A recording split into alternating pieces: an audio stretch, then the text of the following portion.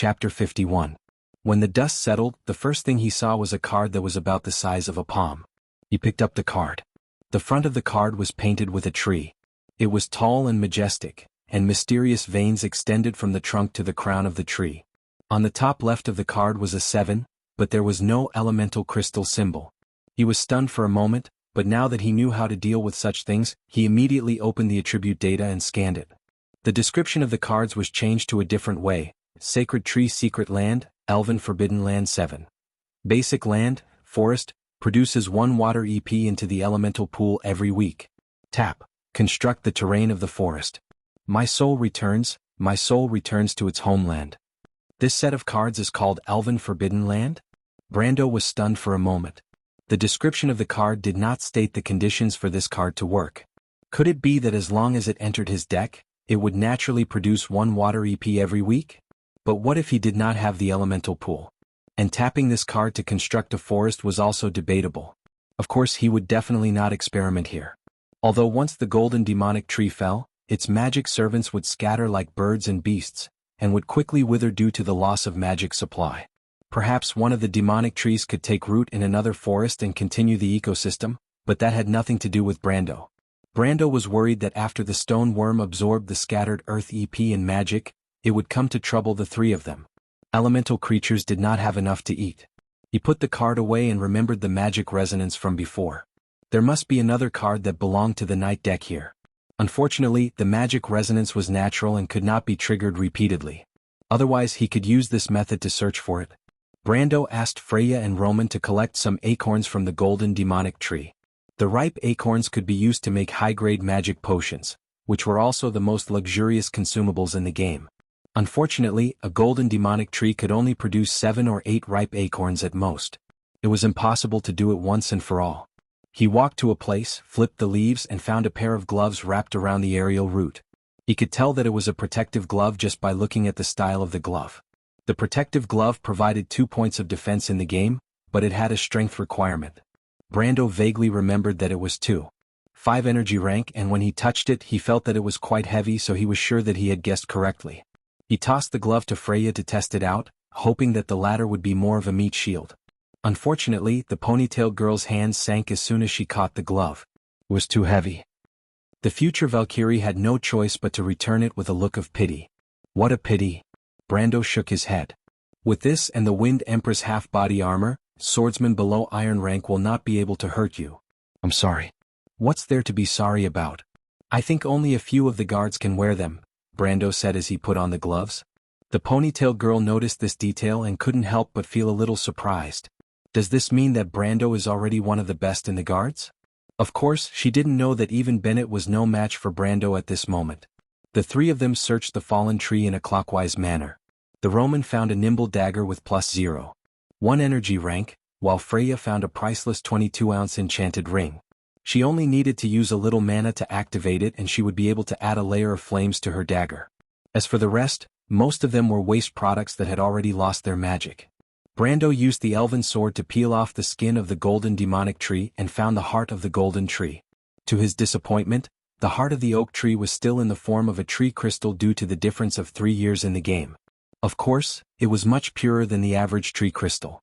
But materials were materials and equipment was equipment. There was an uncrossable gap between them.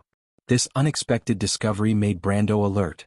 He couldn't use the perspective of many years in the game to look at things in the present. After all, this was a real world and history was moving forward slowly. When Brando took out the heart of the golden tree, he felt as if a breeze was blowing through the valley. The golden demonic tree was dead. He raised his head and saw 8 silver balls of light flying out from the trunk and into his chest. 800 EXP. Brando couldn't help but stare blankly for a moment. 800 EXP wasn't a lot, but it was still a huge blow to him. After all, EXP in this world was real, and it was a power that could make him stronger. Thus, compared to the game, he was more excited every time he gained EXP. He could clearly feel that he was growing bit by bit from battle after battle. While Brando was immersed in his own thoughts, he saw Romaine running over as if she was presenting a treasure. She carefully held an item in her hands and showed it to him. The equipment they found before were all appraised by Brando. The young man could tell what it was, where it came from, how to activate it, and whether it had any magic. At this time, Brando had become a synonym for omnipotence in the Roman's heart. Brando, you're looking for this, right? She held the card and asked carefully. Brando looked at the card in her hands.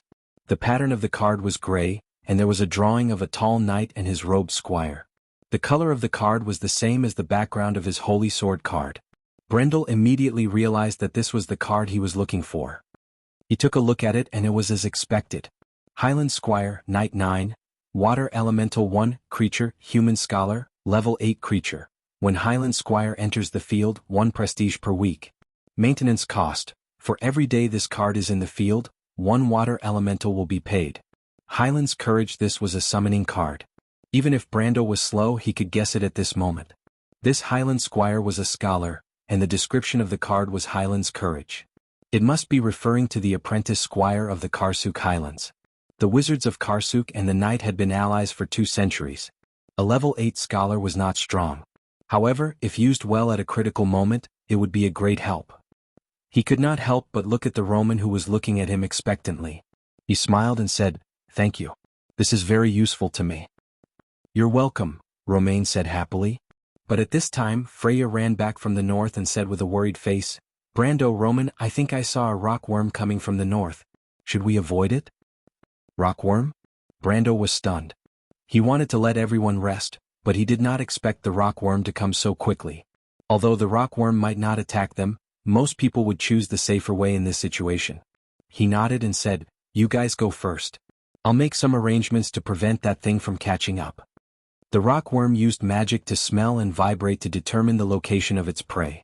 Therefore, using magic items to attract its attention could be used. Brendel waited for Romain and Freya to leave before he took out the bottle of number 5 holy water. He used the Thorn of Light to open a hole at the bottom and placed it in a crack between the rocks. He looked around to make sure he did not miss anything before he retreated to the west alone. He thought that because of the previous magic resonance, Madara might send a small team to investigate the situation here. But by then the rockworm would teach those skeletons an unforgettable lesson. It could be considered as revenge for Breton's group. It was June of the year of summer leaves and flowers. History was progressing according to Brando's expectations. Madara's secret envoy arrived at Winterclaw Fort. King Erwin Oberg VI accepted Marquis Kluge's suggestion and refused to meet the envoy. Therefore, the First War of the Black Rose quickly entered its second phase. On the battlefield, Karsuk province was facing Madara's Winter's Solstice and Black Raven legions. Duke Ajin even sent a messenger to cry that if they did not receive reinforcements in a short period of time, their morale would collapse. At the same time, further north, between the Kelman Mountains and the sea, an undead army was secretly advancing.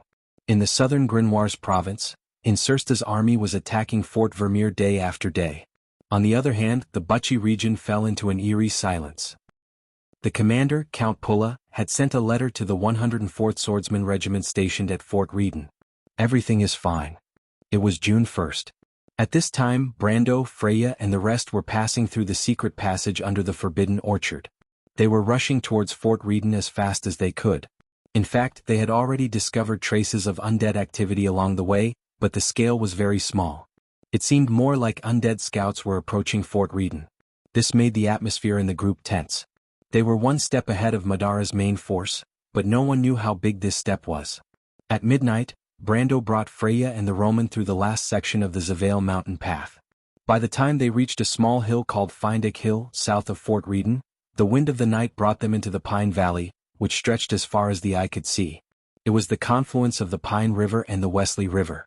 The lights of Fort Reedon were like a shining jewel embedded in the darkness, quietly lying in the valley a few miles away, lighting up the entire riverbank. Seeing this scene, Freya and Romain held their breaths. They had always wondered what kind of place Fort Reedon was, but they didn't expect that a spark in the darkness could be so beautiful. At this time, Romain poked Brando's back and whispered, "Brando, there's an army behind us." "An army?" "Yes, look north from here. We passed by that valley in the afternoon. Can you see it?" "That's more than 10 miles away. How can I see it clearly in such darkness?" "My lady, don't joke with me at this time." Brando was stunned and said in a bad mood, "But I can see it." Chapter 52. Brando, Roman might be telling the truth. Freya reminded him. Brando knew that Roman might be telling the truth. He had seen her sharp senses before. But he thought to himself, "I'm just joking to lighten the mood." If the future goddess of war is always so serious, you will grow old quickly. He couldn't help but look back at Romain. Romain also looked back at him. To be honest, her curious gaze was sometimes a little embarrassing, especially for someone with a guilty conscience. But Brando liked this girl from the bottom of his heart. She was different in his eyes, and he thought that she was surprisingly cute. He thought for a moment and replied, "Let's stop here for a while." "Stop for a while?" Freya asked, "But Madara's army is right behind us. They will arrive after us in 2 or 3 hours. We don't have much time left, Brando." But Brando took out the seal ring from his pocket and waved it in front of them. He replied, "It's the middle of the night and the city will be under martial law. This alone doesn't mean anything. If we are treated as spies from Madara, then it's all over." "Then what should we do?" Freya thought that her efforts would at least be of some use.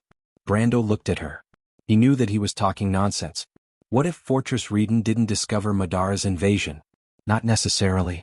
The nobles wouldn't neglect their own safety. They would just rather hide in the city and wait for reinforcements. He remembered that in the year of the cave beasts, 342, the blood staff swept through the eastern part of Karsuk, and the undead army left nothing behind. The city lord of Silver Horse ordered the city gates to be closed, and ignored the requests for help from the eastern part of the city. This led to a large number of poor peasants migrating to the west, and that area was still barren and uninhabited to this day. But even so, the nobles weren't reprimanded in the slightest. In other words, the royal family was already powerless to criticize the nobles before Oberg VII ascended to the throne. This happened in the Karsuk province in the north of the Grimoires region. The Roman and Freya did not know much about it, but Brando was very clear about it. He didn't want to say that his plan was to help the Romans save his aunt. Of course, if he had the chance he would try his best to save as many people as possible. But as for reporting to Fortress Reden, he didn't even think of himself as a savior. Brando never thought of himself as a savior. It was better to expect pigs to fly than to expect the nobles to understand human language. In the old Erewhon era, the players in the game had clashed with the arrogant nobles more than once. Even during the December coup, some players had directly participated. Brando never had a good impression of these guys. But when he thought about it again, Freya might not have the same opinion as him. He couldn't help but look at her again. This country girl who held her sword and stared blankly at Fortress Reden still trusted this country. There was nothing wrong with that, but he was worried that she might act rashly at a crucial moment. But even if he told the truth, Freya might not believe him, and it would only cause conflict between the two of them. Brando didn't want to argue. He thought for a while and suddenly had an idea. Of course, the necessary preparations still needed to be made. He pretended to think for a while and replied, "I thought about it, it seems like we don't have much choice. After all, we are Erewhon's people and we can't completely avoid the risks.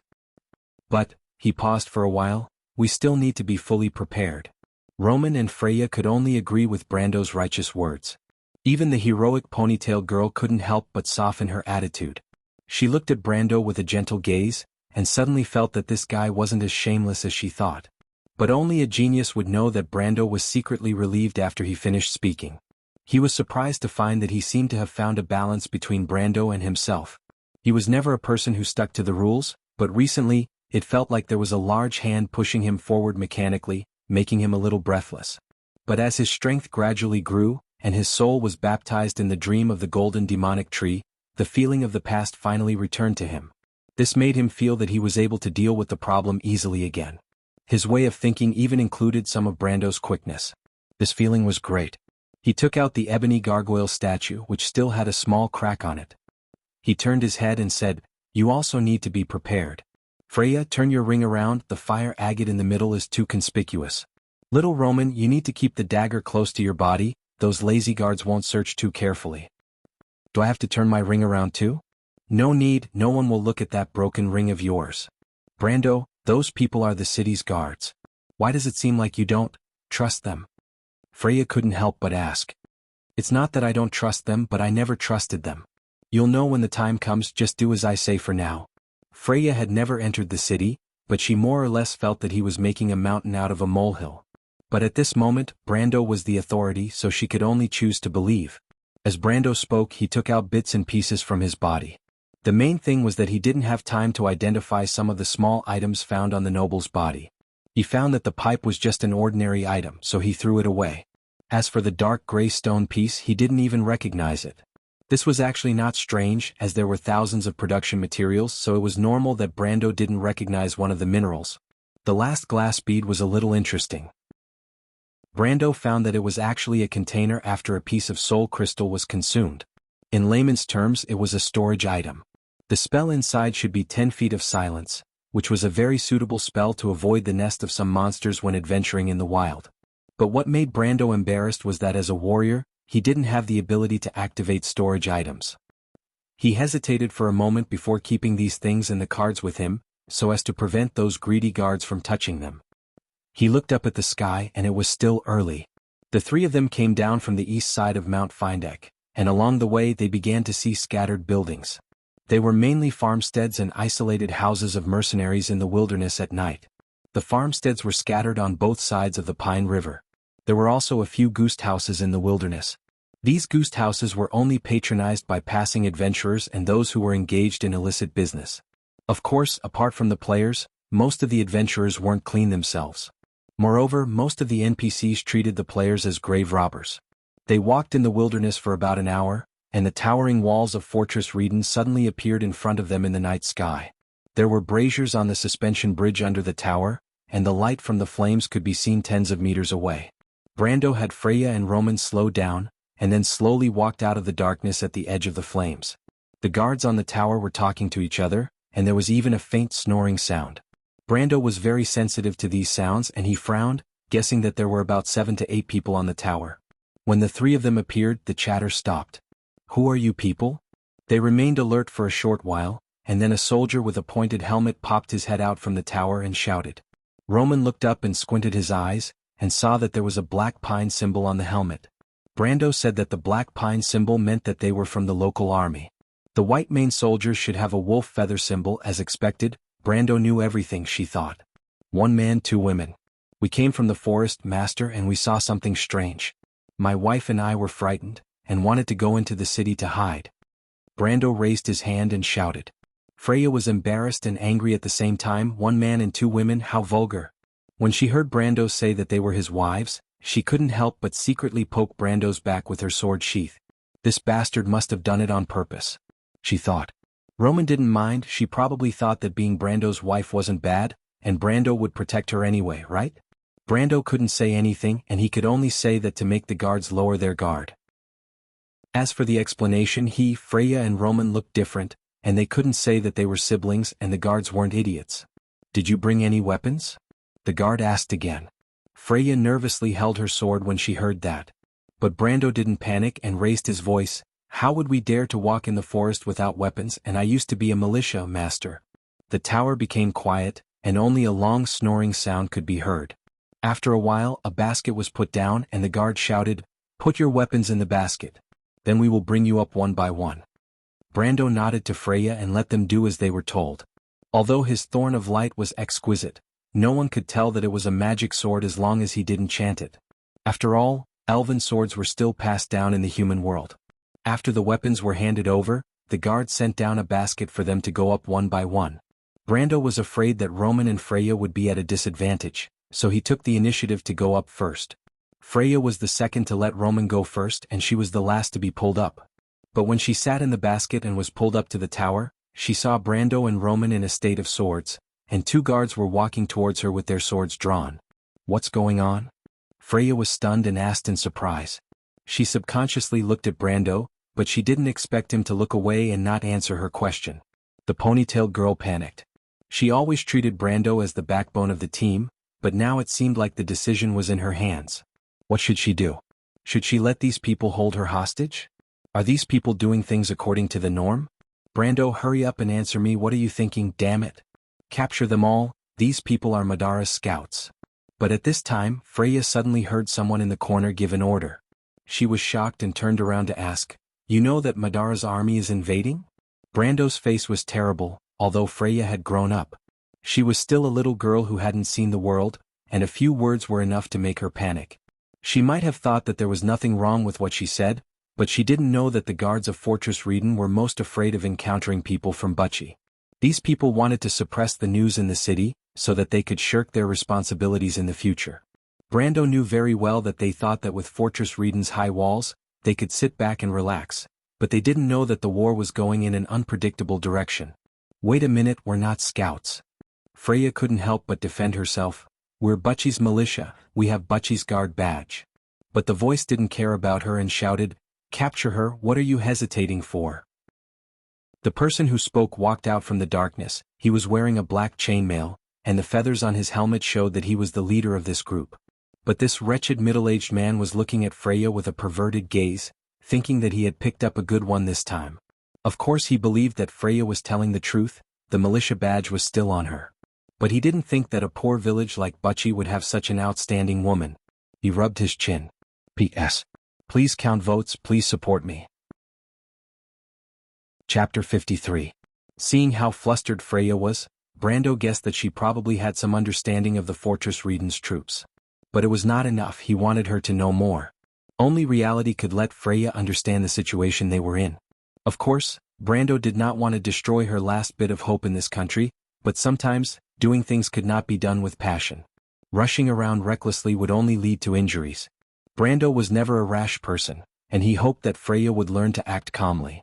Of course he would protect them when necessary, but the bottom line was that he could not let these people hurt Freya and the Roman. He wanted to see how Freya was going to deal with this crisis, but he saw her gaze in the distance. He was startled and followed her gaze. He realized that she was looking at the east side of Fortress Rieden's barracks. He saw a group of people with different heights surrounding a tall middle-aged man. Behind them was a group of white light infantry. They seemed to be nobles. Brando suddenly felt that it was interesting. He did not expect his luck to be so good. It was as if someone had sent him a pillow when he wanted to sleep.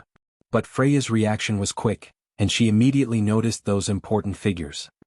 He roughly understood Freya's thoughts and nodded his head to himself. From a normal person's point of view, Freya's reaction was correct. Of course, Brando only wanted to see how she was going to break her head and bleed. If he said that, it would be unfair to the future goddess of war, but Brando knew that he was doing it for her sake and that was enough.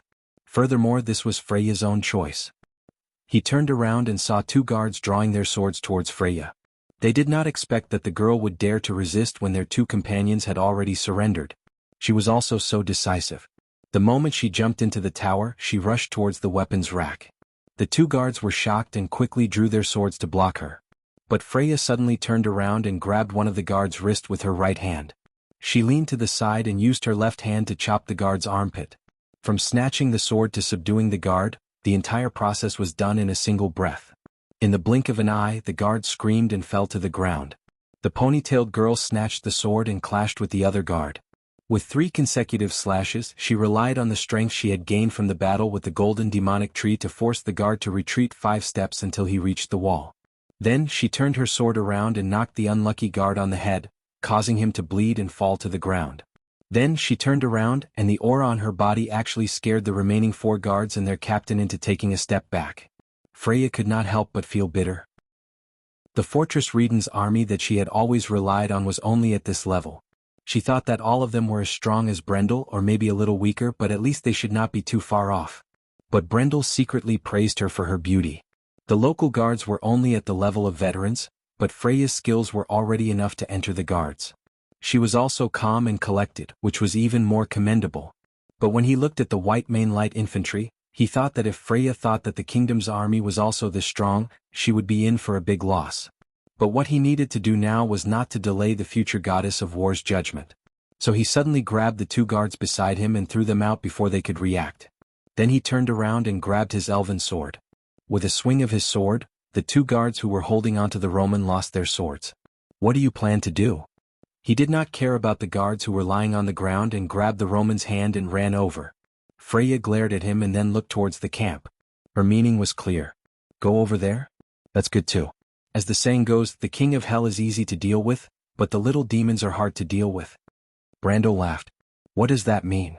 The Roman asked curiously. She rubbed her wrist. Those people had used too much strength just now, so much so that her hands were sore from grabbing. What I mean is, let's see what those big shots have to say. Freya felt that there was more to this guy's words, but she did not have time to refute him. She looked at the guard captain who was paralyzed on the ground with disgust, and then she took the lead and jumped out of the tower. Brando, Freya seems to be angry. It's okay, just follow me. Romain looked at him curiously. The Golden Apple Lord, Asabar, was in a good mood today if it wasn't for the scene in front of him. When he saw this young girl suddenly rushing in front of him, he was startled for a moment. The guards behind him swarmed forward and surrounded her. Escobar also saw that there were two people in the encirclement, and they were dressed like country bumpkins. He was stunned for a moment, and then anger rose in his chest. What are these bastards doing? How could they let 3 dirty country bumpkins barge in here? Who is the guard captain tonight? I'm going to make him go back and eat himself. Escobar's face turned green and white, and he was about to explode. But he felt someone poke him with a cane from behind. He looked back and saw the disgusting industrialist, the owner of the workshop, Sir Burnley's ugly face. To be honest, he did not want to say anything more to this calculative fatty who reeked of money. Fortunately, the Lord's mind was clear enough to understand that at least they were on the same side. He followed his gaze and was shocked when he saw Freya's epaulette. Butchie's militia, didn't they say that Madara's army had reached the Belder Forest? How did they get here? He could not help but glance at a place a little further behind, hoping that the important people there did not notice the commotion here. Then he held his sword and shouted at the guards, "What are you doing here? Take the assassins away." Assassins? Freya was about to speak, but she was shocked by the words. She opened her eyes wide and wanted to argue, but she realized that the guards around her had drawn their swords. The clear sound of metal vibrating was as if it was going to pierce her heart. What's going on here? It was at this moment that a quiet and solemn voice interrupted, causing everyone to subconsciously move aside. After the crowd separated, a middle-aged man with deep-set eyes, a high-nosed bridge and a gloomy face appeared. He held a golden cane and looked at everyone with a cold gaze. Escobar took a deep breath and cursed in his heart. Damn it, he still attracted this trouble. His mind raced, but his expression remained unchanged as he replied, "A few civilians broke in. They might be assassins." Civilians? The middle-aged man frowned. "Sir, we are not assassins. We are Butchie's militia," Freya hurriedly explained. "We are here to report that Butchie is under Ma." The middle-aged man showed a disgusted expression and interrupted, "What's your name?" "Fu Freya." Freya was stunned. She felt that the man's cold gaze was like being stared at by a poisonous snake, and she could not help but lower her head. "What about you?" he asked the Roman on the other side. "My name is Roman, uncle." The future merchant girl blinked and replied. Some people in the crowd could not help but laugh, but they quickly held it back. This time, the middle-aged man's expression did not change and he waved his hand. "Take them away, we will talk after we interrogate them." "Sir, we..." Freya was shocked and quickly raised her head to explain. But the middle-aged man did not listen to their explanation, and instead ordered the guards to surround the 3 of them. The middle-aged man looked at them coldly and said, "Wait." As if his words had a great effect, everyone subconsciously stopped what they were doing and looked at him. "Let me see the sword in that person's hand." He pointed at Brando with his cane. "Sword?" Everyone was stunned, and then they noticed the shape of the sword in Brando's hand. It was an elven sword. Elven swords were known for their beauty, and were usually circulated in the upper circle as works of art. Escobar could not help but curse again, thinking that this ruthless man had sharp eyes. He had set his eyes on the 2 women and the sword. What made him uncomfortable was that the other party's identity and position were much higher than his. Even if he said that he wanted it, he could only obediently give it to him. He could not afford to offend the power behind the other party. He waved his hand, and the guards immediately understood and pointed their swords at Brando. Brando turned around to look at Freya, and saw that the girl's face was blank and lost. He knew that it was about time, but he still had to remain calm. He shrugged and obediently handed over the sword. At least this kid knows what's good for him. This action made Escobar think to himself. A guard jogged over with the sword and handed it over to the middle-aged man with both hands. The middle-aged man coldly picked up the sword, flipped it over and read the words on it. Sanston Donamaru, Elven, the sword is born from the light and all enemies tremble in fear. He raised the sword and the elven sword in his hand shone brightly. Everyone around could not help but gasp. A magic sword. These nobles could not help but look at Brando and the others, and they were even more convinced that the 3 of them were assassins. After all, which militia would carry a magic weapon with them? No one would believe it. However, the middle-aged man looked at the glowing leaf-shaped sword in his hand, and for the first time, a smile appeared on his face. He looked at the industrialist beside him and asked, "Sir Barian is rich and knowledgeable. Can you tell me the origin of this sword?" "I've seen a few elven weapons, but how could I compare to what you've seen in that circle, my lord?" The nobleman with the ball of mutton fat hurriedly rolled his body and said fawningly. The middle-aged man smiled coldly and replied, "Then for the sake of this sword, I'll let them have an easy time tonight. Tomorrow I'll personally interrogate these assassins. As for the two ladies, take good care of them. You better tell your captain grandson exactly what I said. Don't think that I don't know about their dirty." His words became colder and colder, and finally, the guard in front of him kept quiet out of fear. However, the others revealed a meaningful smile. The more obvious this man's attitude was, the more advantageous it was for them. It was just two ladies and a sword. Compared to their own interests, they were more concerned about the latter. Freya's face was flushed with anger, and she could not help but take a deep breath. She gritted her teeth and clenched her fists. For a moment, Brando was afraid that she would act rashly without considering the consequences. Fortunately, the Valkyrie was much calmer than when he first met her. He raised his head and looked at the middle-aged man, and then looked at the shining thorn of light in his hand. He frowned. Who was this man? He seemed to have a high status. It was a pity that he did not know every detail of history, but his reaction was interesting. However, he was not too nervous. The best part was yet to come.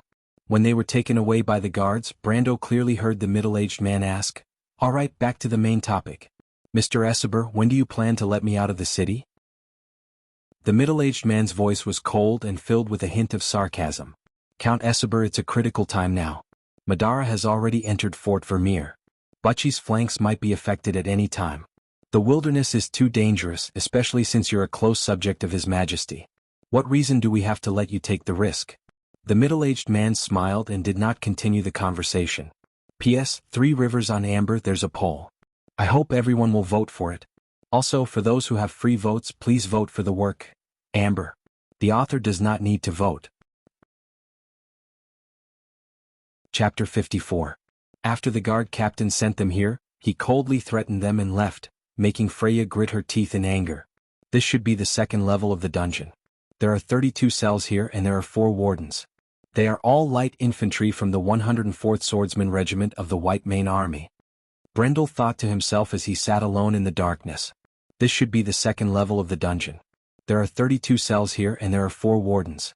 They are all light infantry from the 104th Swordsman Regiment. In the past, who didn't have a PK Red name in the game? This wasn't the first time he visited Fortress Rieden's prison, but they were all locked up in the 3rd floor. In the eyes of the NPCs, the players were a bunch of lawless people. Thinking about this, Brando couldn't help but laugh. He took out the ebony gargoyle statue and touched it. The crack on it was almost undetectable. Then he turned around and asked in the dark, "Freya, Roman, how are you? Are you okay?" "Brando, how long will we be locked up?" Romain's voice sounded uneasy. Brando thought to himself, so you also have times when you're afraid. The 2 girls were locked up in the opposite cell. Although it was dark, at least they were safe. Just as he wanted to say something to comfort her, he heard a bang from the darkness. Damn it. Those despicable bastards, all our hard work is not for these people. Freya slammed her fist on the wooden fence, gritting her teeth in anger. "You inside, what are you doing? Do you want to be whipped?" The jailer's fierce voice sounded from outside. Even though Freya was so angry that she wanted to rush out and beat up every single one of them, but she understood the situation she was in. She took a deep breath and calmed herself down. "Brando, what do we do?" she asked softly. Another voice immediately interrupted, "This is the dark prison, right? Andy said that some people are locked up their whole lives and never see the light of day. Brando, will we be the same?" "Shut your crow's beak, Romain," Freya replied in Brendel's place, annoyed. He smiled. "Do you still have hope for those people?" "I hope they all die." Freya gritted her teeth. "But without their help, Fortress Rieden will be in danger." Brando walked to the door and replied softly. Freya was silent. "At least I tried my best," she replied. "My power is not limitless, I can only do this much for Butchie." Brando felt relieved. It seems that the night was worth it. In fact, he noticed that after the dream at the Golden Tree, Freya quickly. It was because of this that his Valkyrie training plan could be carried out, and he wanted Freya to be his assistant. An S-rank general in the game. This was a deal that would never be a loss. "It's good that you think that way," he replied. "Brando, do you have any ideas?" "Yes, you guys step back." Since Brando dared to come in, he must have a way to get out. The reason why he was so fearless was because he knew that the next night was going to be a nightmare. The funny thing was that the nobles of Fortress Rieden didn't know about it. Freya had given these people a final chance, but they had locked her up here with a groundless accusation. Was this what they meant by seeking their own destruction? Wait, Brando W. What are you doing? Don't do anything rash, this is the prison. Although Freya said that she wanted the nobles to die, she still thought of herself as Erwin's people. If she went out like that, wouldn't it be a rebellion? I know what I'm doing. What do you mean what you're doing? Roman, talk to him. Freya couldn't help but lower her voice. On one hand, she hoped that the guards outside would come in and stop Brando's crazy actions, but on the other hand, she was worried that the people outside would notice what was going on inside. Brando, I want to go out too. Romain replied. Shut up, I didn't ask you to persuade me like that. Freya wanted to cry. Did these two people not understand the situation they were in? Breaking out of the prison would result in a death sentence. When she thought that her two best companions might become wanted criminals, she couldn't help but feel a little helpless. Brando took out the Highland Squire card and threw it on the ground. The water EP that the Sacred Tree Secret Ground produced this week was immediately paid out. After a cloud of smoke, a young man wearing a long robe and carrying a large bundle of scrolls walked out. Brando already knew that before there was an elemental pool. The EP produced by the card would be paid out that week and would be lost. In other words, it couldn't be saved, but it could still be used within this week. My name is the Shire Lord. I'm happy to serve you. The young man looked at him and bowed deeply. You're a Highland mage? Brando asked. Apprentice. The young man added seriously. Brando found that he could inspect the other party's attributes. Highland Wizard Apprentice with 16 HP, 8 MP and 2 spells. Basic Composition, 2 MP, and Magic Arrow, 1 MP. Knowledge System, Basic Magic, Composition Magic, Basic Knowledge, Local and Geographical Knowledge and Level 1 Heraldry. You learn Law Magic? That's right. A Law Wizard was a type of wizard in a broad sense, dedicated to researching the power of the law. Their magic was a type of magic that manipulated the threads connecting the material world and the law world, using the energy of the gems to transform and materialize their power. There were 9 schools of wizards in the Amber Sword: Law Magic, Elemental Magic, String Magic, Witchcraft, Runic Magic, Holy Words, Astrology, Psychic Magic and Magic Circle. In fact, each of these 9 schools represented a different set of magic systems, but ordinary people often couldn't tell the difference between them, so they were collectively called wizards. But this saying was not without reason because after all, magic had one thing in common, and that was mystery. Brando, who's talking to you? Freya suddenly stopped and asked. Yes, my attendant. Brando replied. Attendant? The girl was stunned. Brando took out the soul crystal that contained the 10 feet silence spell and threw it to the young man. Activate it. Although warriors couldn't use storage items, wizard apprentices could. The Shire took the crystal bead and injected 1 MP into it. The surface of the soul crystal glowed faintly, and the surroundings became silent. It was as if an invisible monster suddenly appeared in the darkness and swallowed all sound. Freya was also shocked. She suddenly found that she couldn't make a sound. Of course, she didn't know that this was Brando's masterpiece, and for a moment her heart was pounding. After all, most ordinary people would react this way when faced with a mysterious spell. The Shire nodded to his lord. Brando turned around and took the opportunity to punch the thick wooden bars of the dungeon. After the battle with the golden demonic tree, Brando's hands were unprecedentedly rich. 965 EXP was enough for him to level up the mercenaries to level 8, and the militia to level 6. After leveling up to level 15, his strength had reached 4 ounces. And after the power burst, it exceeded 10 ounces. When he punched the wooden bars, the sturdy pillars should have broken from the middle, and then suddenly flew out and hit the bars on Freya's side with a loud bang. But within the range of the silence spell, one could only see the wood silently shattering, wood chips flying everywhere. 2 pieces of wood flew over and hit the other side, quietly bouncing off and bouncing twice when they fell. Brando walked out of the gap that was about the width of a person, and then the Shire. He grabbed the iron chain on the opposite side of the bars, and with a casual tug, it deformed and then broke into pieces. He opened the door again, and the duration of the silence spell had just ended. What, do you want to stay a little longer? Brando stood at the door of the cell, looking at the 2 surprised girls and asked with a smile. You came out just like that? Freya couldn't believe what she had just seen. This was too lawless. Looking at Brando's skillful movements, it seemed like this wasn't the first time he had done something like this. Brando laughed. Those nobles really treated him like a nameless militia. What a joke. In the game he had escaped from prison at least 80 if not 100 times. Not to mention a small place like Fortress Reeden, even the port city of Amberlight's Ironthorn stronghold had a successful escape. Players had always ignored the rules of NPCs, and in the past, there was a strong player who escaped from the capital prison of Gruus, and it caused a sensation on the forums. He thought that if he stayed here until tomorrow morning, wouldn't he be letting down his former identity as a player? And who is he? Freya only just noticed that there was another person beside Brando.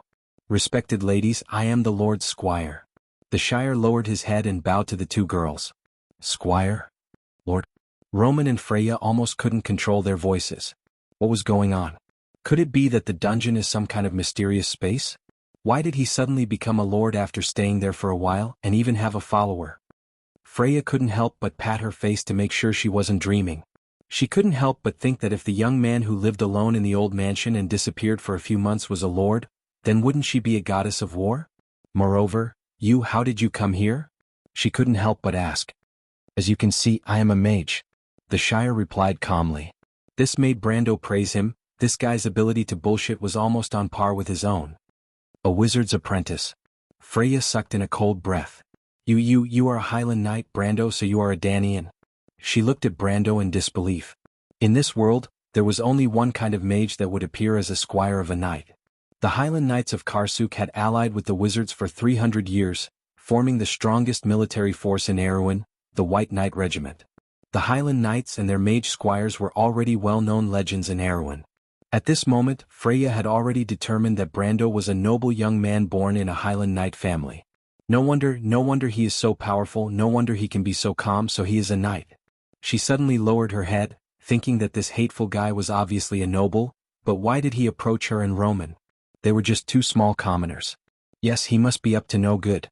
She immediately put the blame on Brando for some of the bad habits of nobles that she heard from Aunt Sil, and then quietly shrank back. Brando obviously did not expect their future goddess of war to be so good at thinking. He thought she was too shocked to accept the fact.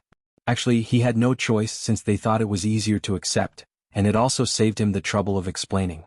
He could not help but shake his head and look at the Shire. Reality was so helpless. Very well, ladies. It's almost time, come out quickly. Brando looked at the Roman hiding in the dark, looking at him with bright eyes full of curiosity. He could not help but shake his head and said, You don't really plan to stay in there until dawn, do you? Brando, are you really a knight? The Roman suddenly asked. No, I am Brando. He replied. Then I will come out. Please, P.S. I will explode, don't worry, please vote. Chapter 55. When the three of them came out of the cell, they saw Brando easily taking care of the three patrolling guards. The whole process was done silently and skillfully. Freya suspected that Brando had undergone special training in the past, but why would a Highland Knight need such training? The dungeon under the barracks did not have many prisoners, and the security was very lax. Fortress Reeden had a dungeon that was used to lock up criminals, but the dungeon here was mainly used to lock up deserters and robbers. However, the military would usually execute these people on the spot, so the dungeon had not been used many times since it was built, and the wardens were only there to deal with it. However, the dungeon in the game was used to lock up players, and it was completely different from the dungeon here. It was overcrowded. If the White Mane Army had any other enemies in the game other than Madara, it would definitely be this dungeon. After taking care of the patrolling guards, the four of them went to the center of the dungeon. The guard who was in charge of the keys was shocked when he saw the four of them coming out from the darkness, and subconsciously pulled out his sword from the wall. However, Brando immediately raised his protective gloves and blocked the guard's sword with a layer of blue light. The blue light was about the size of a soccer ball, and there seemed to be a force pushing the sharp sword away. The White Mane Light Infantry was shocked, and the sword in his hand was taken away by Brando. Then the young man pushed him away, causing him to hit the wall, and he fainted with a groan. But to Brendel they were just ordinary soldiers. He had the ability to kill them, but he did not kill them. He only knocked them out with one move. Freya saw that he had defeated the last enemy and could not help but say, You are so powerful, Brando. If it wasn't for this trip, I would still be at the bottom of a well. You are not bad, don't belittle yourself. White Swordsman is at the middle of the pack, you are more than qualified to enter the garrison. Brando found the key to the next floor from the guard and replied, Swordsman buy? The Shire explained, For a swordsman, iron, silver and gold ranks correspond to the titles of a knight squire, official knight, and superior knight. As for an iron swordsman, Erwin calls them knights reserve. If a nobleman has the slightest potential, he or she will be sent to a great noble family to become a squire. According to tradition, a swordsman of this rank has the right to not take off his hat when he sees a squire or a lord.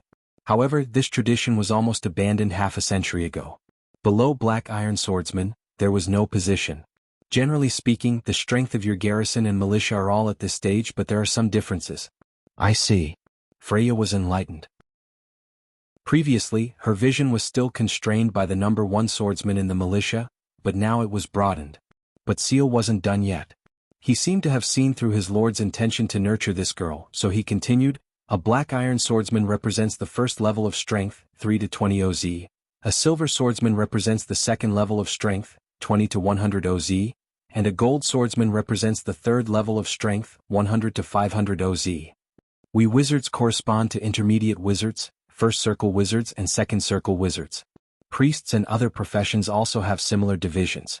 In fact, this division isn't based on a country or a family, but is strictly set by the Holy Cathedral of Fire. Freya and Roman could not help but blink. They did not know that there was so much logic behind this. However, these things weren't rare knowledge among the commoners, it was just that Butchie was too secluded. You must know that in those powerful empires such as Grus and Banco, the soldiers of the standing army are at least black iron, and the captains are almost all silver swordsmen. But in Erwin, even the frontline soldiers of the border army are not at the level of black iron swordsmen, and even the captains of the knight are only at the level of black iron. The Shire pointed out. The Shire, if word of this gets out, we will be beheaded. My lord, you are not afraid of being beheaded, so I, as a squire, am naturally not afraid. The young man cleverly replied, and he continued, my lord should be at the level of black iron swordsman, which is very rare for my lord's age. The Shire is very honored to be able to follow such an outstanding person. Brando thought to himself, not to mention the Reverend and the Chosen One, even those who were born with the talent of a knight were nothing. If his achievement was combined with the fact that he completed it in a few days, it would seem strange, but the Shire did not know this. However, it was still quite satisfying to have someone flatter him, and he was too lazy to expose them. Anyway, Roman and Freya's slightly surprised gazes made him feel quite proud, right? The Shire looked at the unconscious soldier on the ground and asked in a low voice, there seem to be other prisoners in the 5th, 17th and 22nd cells. Should we release them to help us escape, my lord? If it's a military camp outside, the more people there are, the higher the chance of success. Freya immediately glared at this guy. What kind of rotten idea was this? Didn't Brando say that the prisoners here were those who had committed the most heinous crimes? There's no need for that. Too many people will only affect my plans. Brendel replied confidently. As you wish. Brando turned his head again. Roman, do you know where your aunt is? Roman shook his head. I don't know, but I heard that she will be staying at a cousin's house. Where does that cousin live? I know, in the Ponoan market. I heard from my aunt that the person seems to be a distant relative of Roman's aunt, a small woolen merchant called Hood. Freya replied. Brando looked at Roman. Your family has a merchant's tradition. The merchant girl smiled sweetly in return. Since they had determined the place to go, the next step was easy. The first floor of the dungeon under the military camp was smaller, and there was only one warden. Brando confirmed that the 4 wardens on the next floor were temporarily added because of them. After dealing with this floor, they continued to go up and arrived at the interior of the military camp. Brando was very familiar with this place. First, he took Freya's half-plate of the Wind Empress from the temporary storage, then he looted a sword from each of the prisoners and equipped them.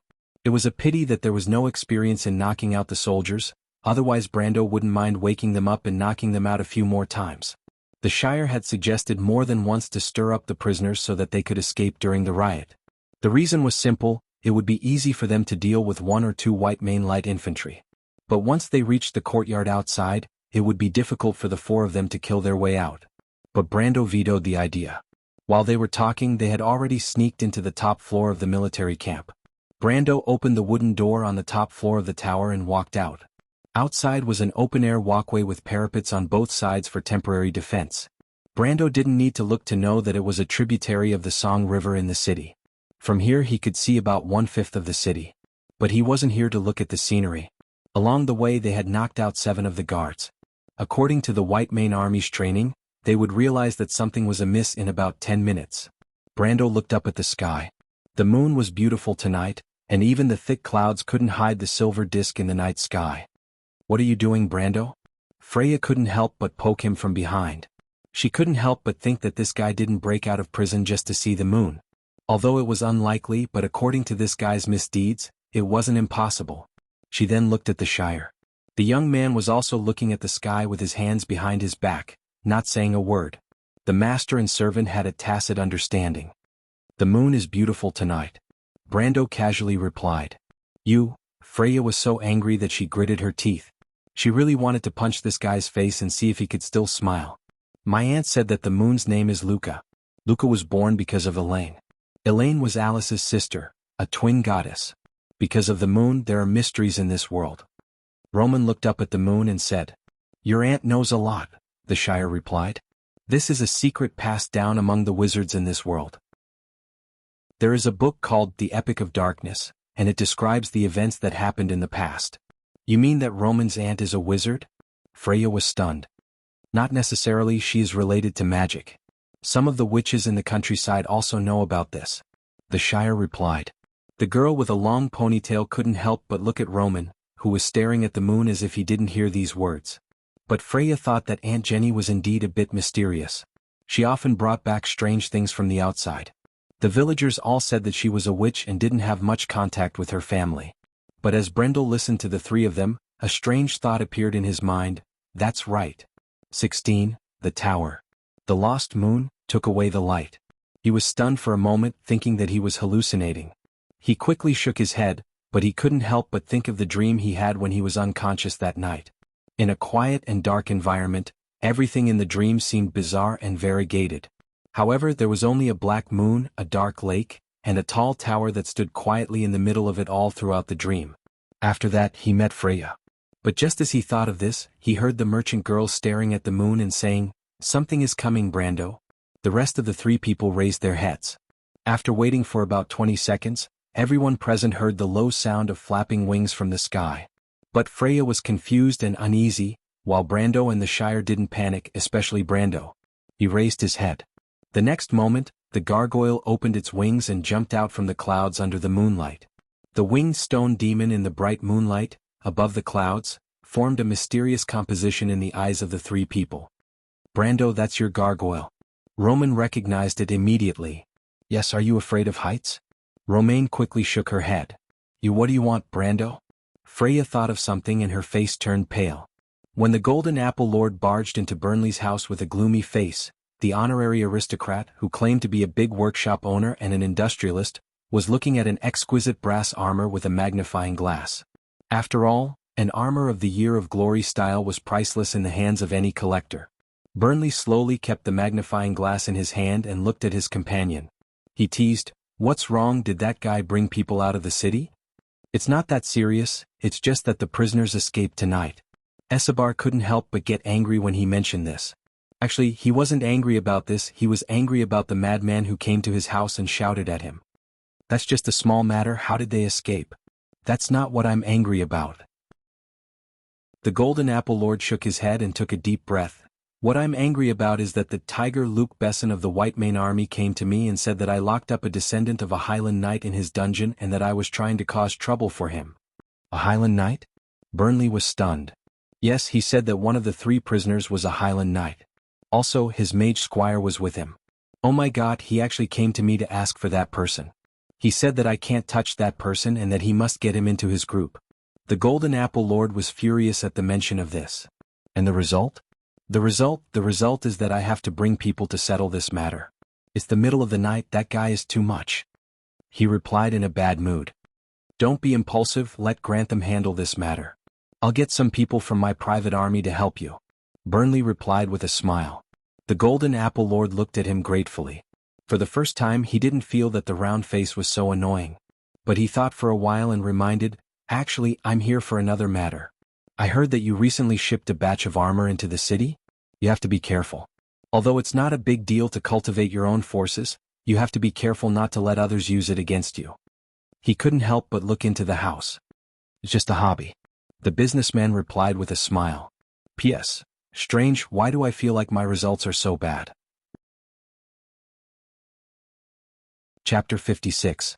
Brando and his squire dismounted from the gargoyle and saw Roman and Freya's pale face in the alley, especially the latter who was glaring at him hatefully. But he found it funny that the goddess of war was afraid of heights.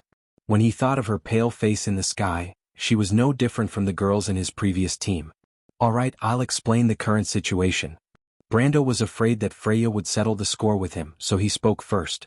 Freya saw through his trick and lightly snorted. She turned her head away, too lazy to argue with him. We have already delivered the news, whether they accept it or not is up to the nobles. What we need to do now is to find Roman's aunt and escape from Fortress Reden before Madara attacks. But that won't be easy. Brando waved his hand and had the gargoyle fly up to the roof to observe the surroundings.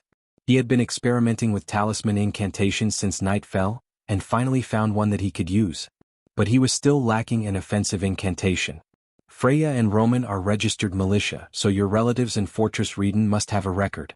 If we contact Roman's distant relative, we might run the risk of being discovered, especially when we don't know if the other party is reliable.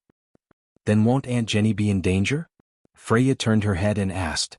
Brando glanced at Roman. The latter didn't say a word and was playing with his clothes. Overall, the enemy has some time to react, but if we move like a swarm of bees, the chances of failure will be higher. To save time, we need to split into 3 groups and confirm what each of us should do. He took a deep breath and subconsciously brought out the demeanor of a team leader in the game. But in the real world, Brando couldn't help but feel a little nervous when he was in charge of other people's lives. His gaze paused on the 3 of them and he pointed out, Freya, contact Roman's relatives. Me? Freya pointed at herself in surprise. Yes. But I only know that he lives in Panuo Market. I don't even know the exact number. Besides, I don't even know where Panuo and Market is. The ponytailed girl looked troubled. You can ask. The Ponoan Market is nearby. There's a bar called Red Copper Dragon Story Club, after you walk out of this alley. You can go there and ask for information. Brando suddenly smiled. But be careful. The mercenaries in the bar have dirty hands and feet. Don't get taken advantage of. Freya's face flushed red and she glared at him fiercely. You? Shameless. The Shire chuckled at the side, thinking that his lord was quite interesting. It was rare for nobles to visit such a vulgar place like a bar, but it seemed like he was very familiar with the kingdom's affairs. Wizards always liked to hang out with smart people, especially those who were knowledgeable. Of course, this young man was no exception. After you find that woolen merchant called Hood, don't reveal your identity. Give him a time and ask him to meet us at the bar. You have to pay attention to his reaction and you will know if he is reliable. If you find traces of the army, don't worry. Before they know our relationship, they will not act rashly and alert the enemy. They will also want to have a chance to catch us all in one fell swoop. Freya thought for a while, as if to confirm if she could do it, and then nodded. What about me, Brando? Roman blinked and asked. Roman, help us contact a carriage and wait for us at the north gate. There are only 2 hostels in Fortress Reden, so they might be monitored. If you find something wrong with one of them, change to the other. If there is something wrong with both of them, go to the north gate alone. No matter what, we will leave when the gate opens at dawn. If we are lucky, we might be able to leave before the lockdown order is issued. Romain nodded straightforwardly. Then Brando took out the money he got from the noble's belongings and divided it into 2 portions. Both of you might need money for your actions. Here are 30 silver coins, half for each of you is more than enough. If possible, Roman, you can buy some food as well. Romain nodded seriously. What about you, Brando? Freya asked. You will be under a lot of pressure if you act alone. The White Mane Army might intervene at any time. The Shire and I will go visit a few old friends to attract the attention of the guards in Fortress Reden. Brando replied calmly. Only the heavens knew how much determination Brando put into this sentence. His belief was that he could control the risks, just like when he passed through Xavier's mountain pass. That was because he was confident that he could guarantee the safety of Roman and himself. He never thought of himself as a savior or a hero. Even a meticulous plan has the possibility of failure, not to mention the probability of success when you stake everything on a single throw. This sentence was given to Brando by his old leader in the game, and it was also his motto. But this time even he didn't know how big the risk was, but he had promised Roman and Butchie. As a man, sometimes he needed to be stubborn. Brando felt a kind of motivation that made his blood boil, supporting him to calm down and complete this task to fulfill his promise. You're crazy, Brando. Freya heard the hidden meaning in his words and stared at him with wide eyes. You will be hanged. What do you want us to do? She suddenly felt that her words were ambiguous and explained with a red face, "What I mean is, I don't want to be a bandit with you." Brando suddenly felt that this girl who didn't mean what she said was a little cute. "It's okay," he said, "I will invite you to join us if there's a chance." He thought that there would be a chance, but how confident was he to convince the future goddess of war? "There's no chance," Freya said bitterly. "You and Roman should go together, I'm worried about her." "No need, I believe in the little Roman." Romaine raised her eyebrows, secretly happy. Freya was so angry that she gritted her teeth. She thought that this guy knew that she was worried about him, but he just had to force her to say it. What was even more infuriating was that even if she said it, he wouldn't listen. "Forget it, I'm too lazy to care about you." She lowered her head and used her hand to push her ponytail behind her back. You be careful." Romaine gave him a small, "everything is okay" hand signal and even waved it around. This was something she learned from Brando in the past 2 days. "I'll wait for you at the north gate, Brando." The future merchant's carriage will only move once Brando is in it. Brando's heart skipped a beat when he heard this and smiled. About 10 minutes later in the White Main Army's barracks. "You said you didn't hear anything?" Luke Besson picked up a broken piece of wood and pointed at it. "From the degree of shattering, it's at least at the level of a first-rank warrior. A black steel swordsman broke through our White Main Army's prison and you tell me you didn't hear anything?" Luke Besson, who was known as the Tiger, was 45 years old this year. His skin was dark and his forehead was sharp as if it was carved by a knife. His high cheekbones were half of the mountain people's bloodline. His cheeks were flat and skinny, and his deep eyes had a hint of wildness. Luke Besson had been promoted to the 104th Swordsman Regiment commander for 10 years. If he wanted to be promoted, he would have to rely on his reputation and experience in the army. However, Luke Besson was politically inclined towards the Everton faction, which was the so-called Revival Party. Furthermore, it was a fact that the White Main Army had already completed the process of privatizing Count Pulla, and he was no longer welcomed in the army. But this didn't stop him from showing off his authority in front of his subordinates. Tiger, Luke Besson was not one of those nobles who got in through the back door. The general's words immediately made the few officers look at each other, especially the one who was on duty tonight. His face turned red. White Main infantrymen wearing randy uniforms and pointed helmets walked in and out of the room. Compared to the guards, the biggest difference in their uniforms was the white wolf feather hanging down from their epaulets. This unique ornament was to commemorate the glory of the White Main Army during the Battle of Jadens. It was also how the White Main Army got its name. If the opponent is a Highland knight, his acolytes would be able to do the same. Someone said. To the White Main Army, the important thing isn't what your opponent did. The important thing is what you did. 10 minutes of reaction time. Are you a militia? Luke Besson's reprimand made everyone speechless. At this moment, a military officer entered the room with his attendant. He held a sheepskin parchment in his hand and reported, "Commander, we have checked the information of the Bucci militia. There are indeed people named Freya and Roman in the records, but the young man named Brando doesn't seem to be from Bucci." Luke Besson was not surprised. He tapped the table with his finger and asked, "And then?"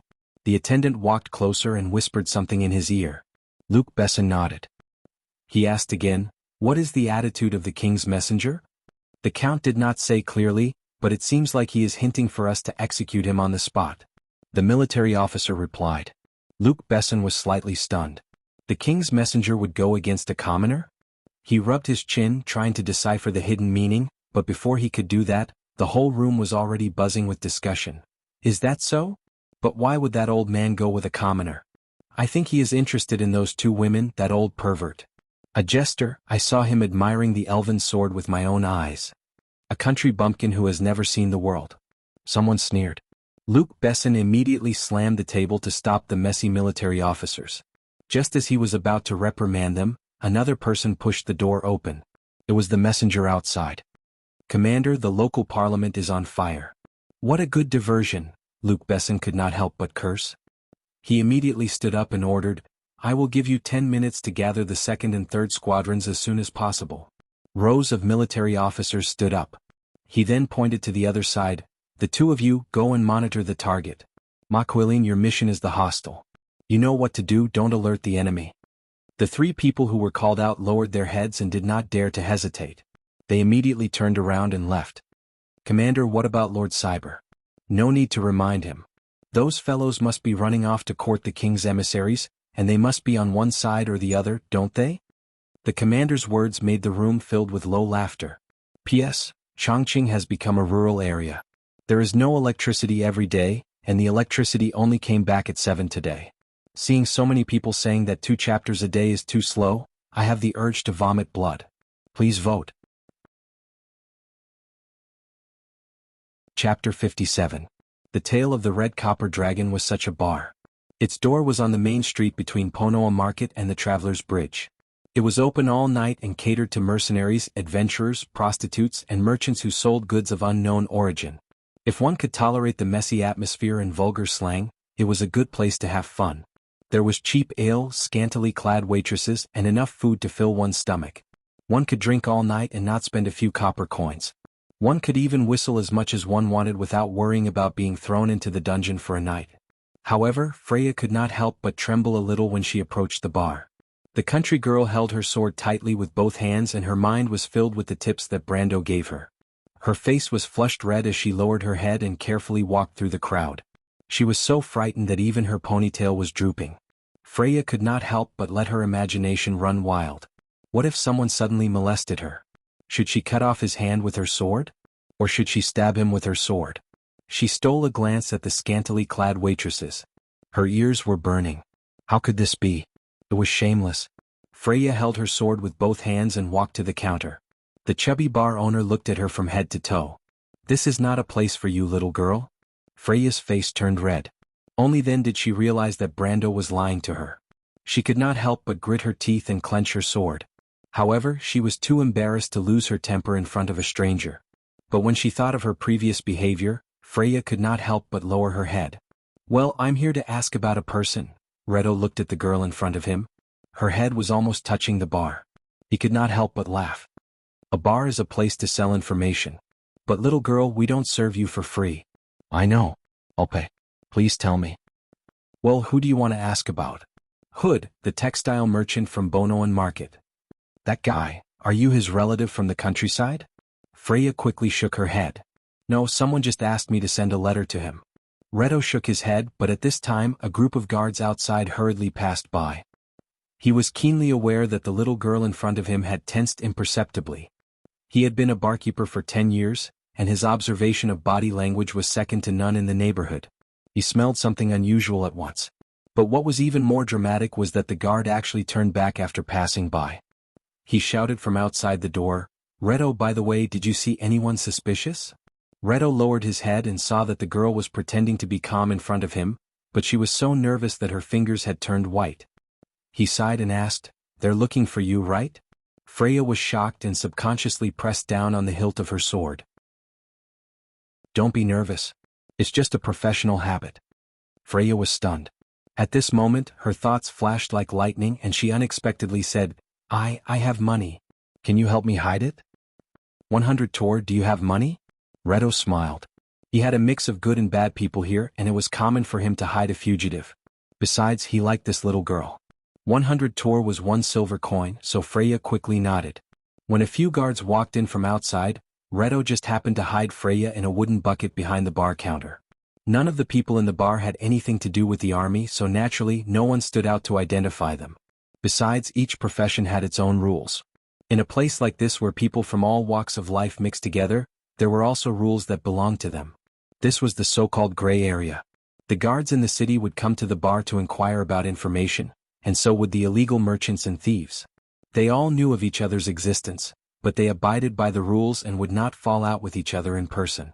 This was the rule of the game. However, while Redo thought this way, the inexperienced Freya was different.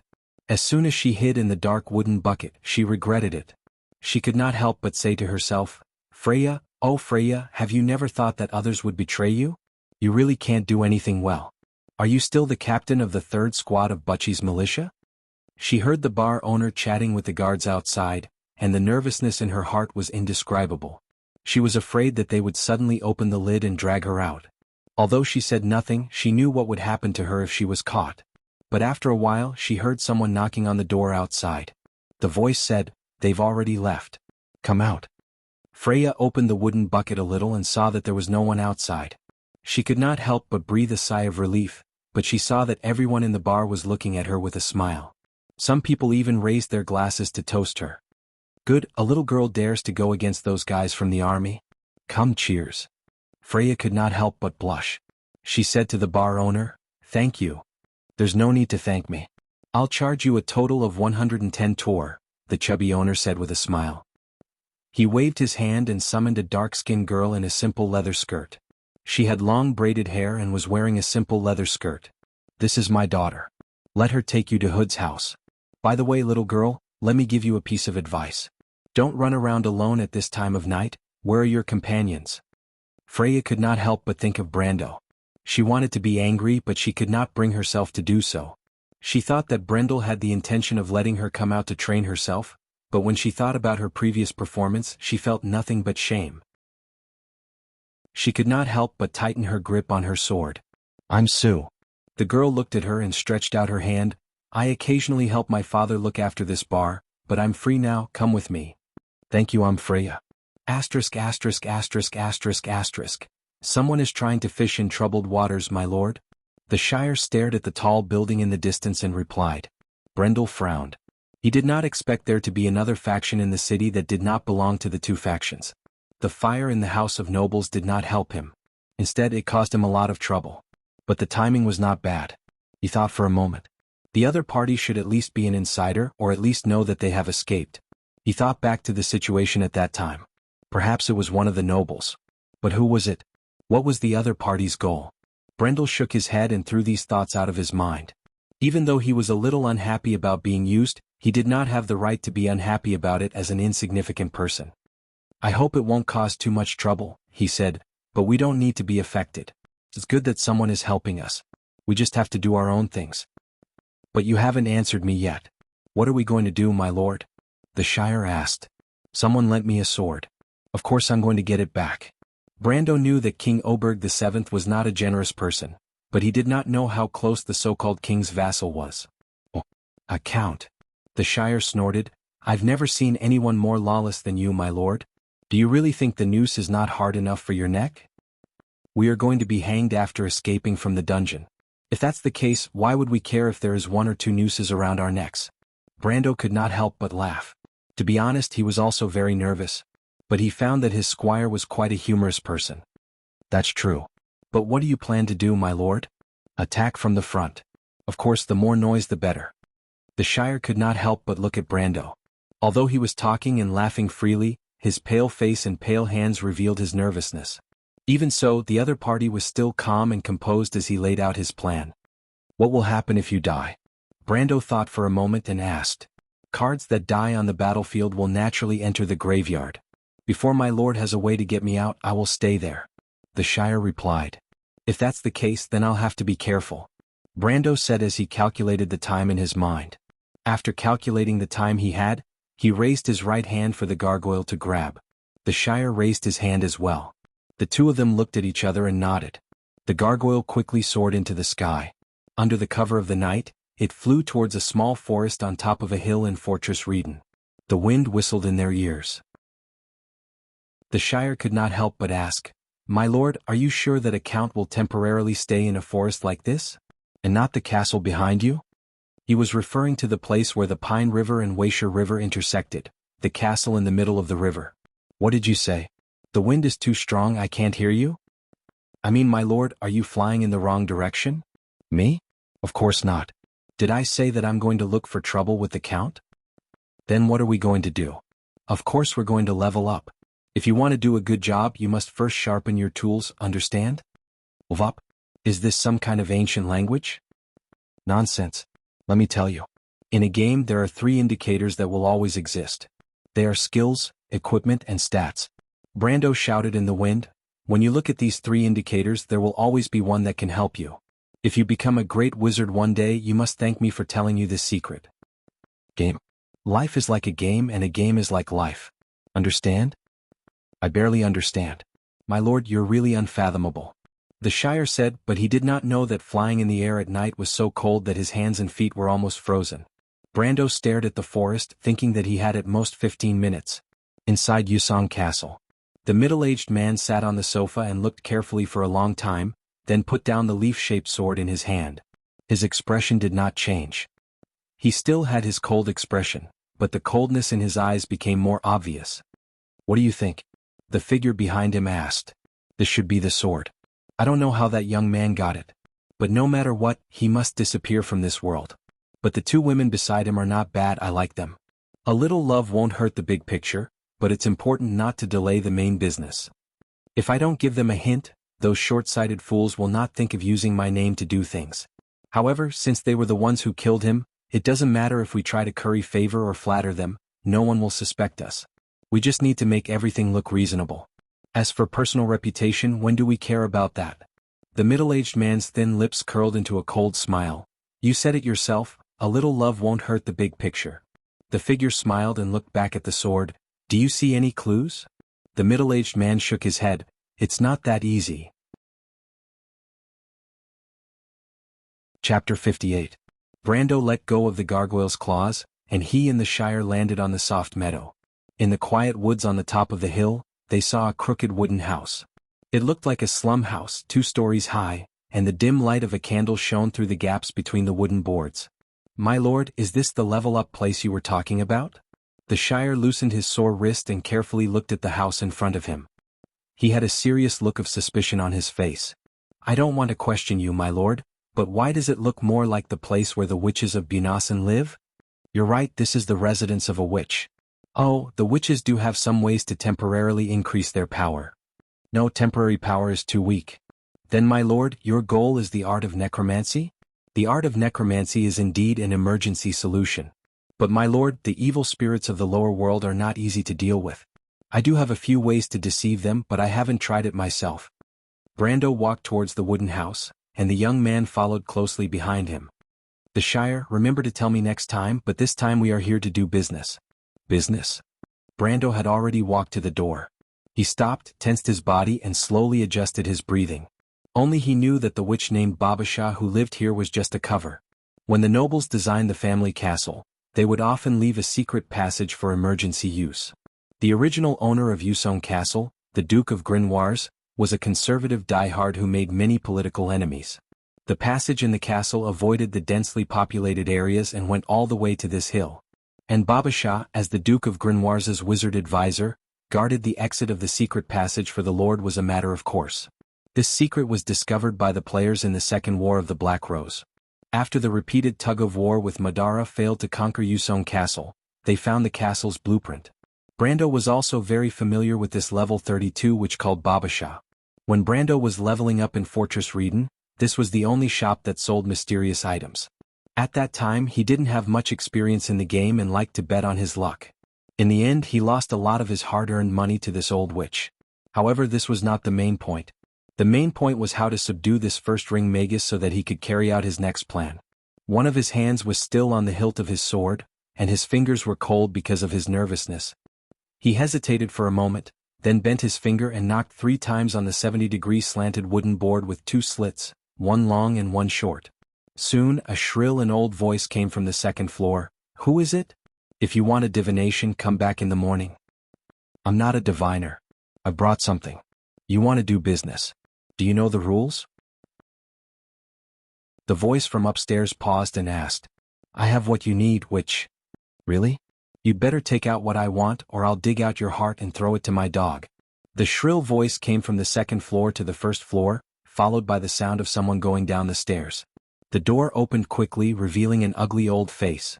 The witch looked at him with her turbid eyes under the hood for a moment, then said, "If you have something to say it quickly." Brando didn't even think, and with a whoosh he pulled out his sword and placed it on her neck. His move was out of everyone's expectations. Even Charles, who was at the side, was shocked. Who would do business like this? When he pulled out his sword, his whole body was like a tightened bowstring, so much so that after he succeeded, his whole body felt weak. He exhaled, and the hand holding the sword trembled.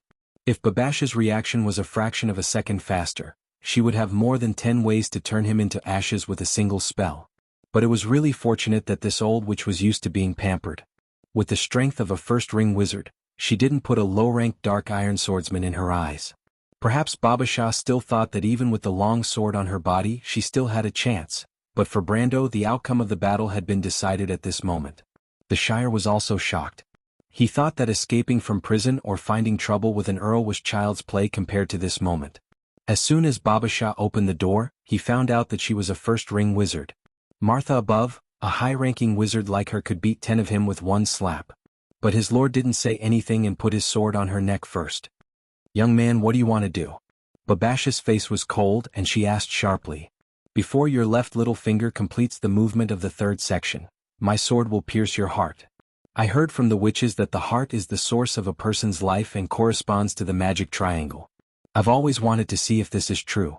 Brando replied coldly, "Of course, if I were you, I would stop this stupid behavior immediately." As soon as he said this, Baba Shah and the Shire's faces immediately changed dramatically. The Shire thought that this old witch was casting a spell and he didn't see it at all. It must be a very advanced spell technique, but how did his lord recognize it? Baba Shah was even more shocked. A swordsman without a trace of magic waves recognized her spell technique at a glance, and accurately called out which section of the spell she was in. Was the world upside down? "What do you want to do?" Under the shock of her heart, her attitude softened and she asked. "Duke Grimoires doesn't seem to have any friends in the capital. Presumably, the reason why he lent Pine Castle to the Earl is because the other party is His Majesty's close vassal. In that case, why should you die for a stranger?" Although Brando said it with confidence, the hand holding the sword was trembling slightly. He always paid attention to Babasha's every move and look, for fear that the other party would play tricks. Originally, a level 3 or 40 wizard should have no secrets in his eyes, but his perception attribute was too low and he could only guess. Brendel felt that it was a competition to see who was more daring. Babasha's face changed again. "What did you say?" "My request is very simple. I want you to swear by your natal star that you will lend me the secret passage of Pine Castle once, only once, and I won't tell anyone." The old witch looked at Brando as if he was a monster. She was the only one who knew about the secret passage of Pine Castle other than the Duke of Grimoires. Even the Duke's personal attendants and family members didn't know. How did this young man know? Was he the illegitimate son of the Duke of Grimoires? I said no. I don't want to kill anyone. Only then did Baba Shah realize that she had no room to negotiate the price. She thought for a moment and had to admit defeat. Trembling, she reached out to the Witch King's constellation and was ready to swear, but Brando shook his head. "Baba Shah, isn't your natal star Hydra?" The witch shuddered. How did he know? She couldn't help but look at the other's dark eyes, as if all her secrets were exposed under the other's sharp eyes. Her natal star was the biggest secret of a witch, and she only gave it to the Duke of Grimoires to gain the other's trust. Baba Shah felt more and more that Brando was mysterious, so she didn't dare to play tricks anymore. She honestly pointed to her natal star and swore a poison oath. Brando breathed a sigh of relief, only to feel that his back was completely soaked in sweat. He put down his sword and said to the Shire, "The Shire, go to the back shelf and take the scrolls on the right of the first row, and the box in the middle of the second row, and the 3 reagent bottles on the left of the third row. Everything else don't touch them." The Shire had already admired his lord. Before in the sky he flattered Brando that he was enigmatic, but now he really felt that the lord was a bit enigmatic. At this moment, Baba Shah felt that she had fallen into a bottomless abyss. The young man didn't even look at the things on the shelf that were really useful, and which were full of vicious curses. After all, those things were secrets that only she knew. But the Shire cried out in surprise when he opened the box. "These are elemental crystals. My lord, you can use them directly if you take some time to absorb them." But Brando shook his head, walked over and picked up the 3 gray reagent bottles at the bottom and asked, "Do you know what these are?" Baba Shah also raised her head in confusion. Even the old witch herself did not know what was in the 3 reagent bottles. It was just that at her level she could instinctively feel the magical ripples emanating from some items, so she kept them. After years, a thick layer of dust had accumulated on them. Originally, reagents couldn't be used casually. Not only could poison people to death, but the wrong way of using buff potions could also cause people to die. Magic was a powerful, mysterious, and dangerous thing. The Shire looked at it and shook his head. "This is mana potion, how can you not even recognize this?" Brando wiped the dust on the bottle with a little dissatisfaction, revealing the light blue liquid below. "Impossible." Baba Shah and the Shire were shocked. "Why are you so surprised? Isn't it just a mana potion? I want to ask you now, these 3 bottles of mana potion can increase your mana by 4 times. And regardless of the change in magic power, what level of wizard do you think you are equivalent to with 4 times your mana?" "Intermediate wizard." the Shire replied dryly. So, these are the 3 indicators I told you about. 3 bottles of mana potion. Before you finish using them, you will be an intermediate wizard. And in fact, you are still just an apprentice now, understand? The Shire nodded subconsciously, but that was mana potion, known as the gold of wizards. This thing was a product born out of advanced alchemy, and it was no easier to produce than holy water. He himself had only seen it in parchment scrolls, and it was just thrown to him so casually. Brando picked up the long parchment scroll on the top of the shelf again. This is the scroll that records the mystery of how the ascetics compress the air on both sides of their swords to make them sharp. Skills are part of attributes. These are the 3 indicators. Now do you understand what I mean when I say to improve yourself here? Learning a skill is not something that can be done overnight. What's the use of sharpening your spear before the battle, Lord? The Shire immediately said, but he saw Brando opening the scroll and sweeping it, then casually throwing it away. The scroll fell to the ground with a hollow sound, and the Shire stood there in a daze for about a few seconds. Then he suddenly swung his sword towards the door of the wooden house, and with a crack sound, the door frame, which was 3 to 5 feet away, broke outwards, and the door split into 2 pieces and floated outwards for more than 10 meters before falling to the ground. The Shire's jaw dropped and his jaw almost fell to the ground. Brando also frowned. Just to learn this skill, he had used 153 points of skill experience. This was not a cross-profession skill, and the consumption of intermediate skill was too ridiculous. The forum said that this skill needed to be upgraded to at least level 25, so the amount of experience required was ridiculous. But in his opinion it was still worth it. After all, he had learned more than 10 intermediate skills in his previous life, and half of them were skills that came with the profession. This scroll was probably the closest intermediate skill to him in the early stages of the game, but unfortunately he missed it because of a little luck factor.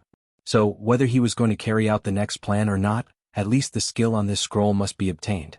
Now it was just on the way.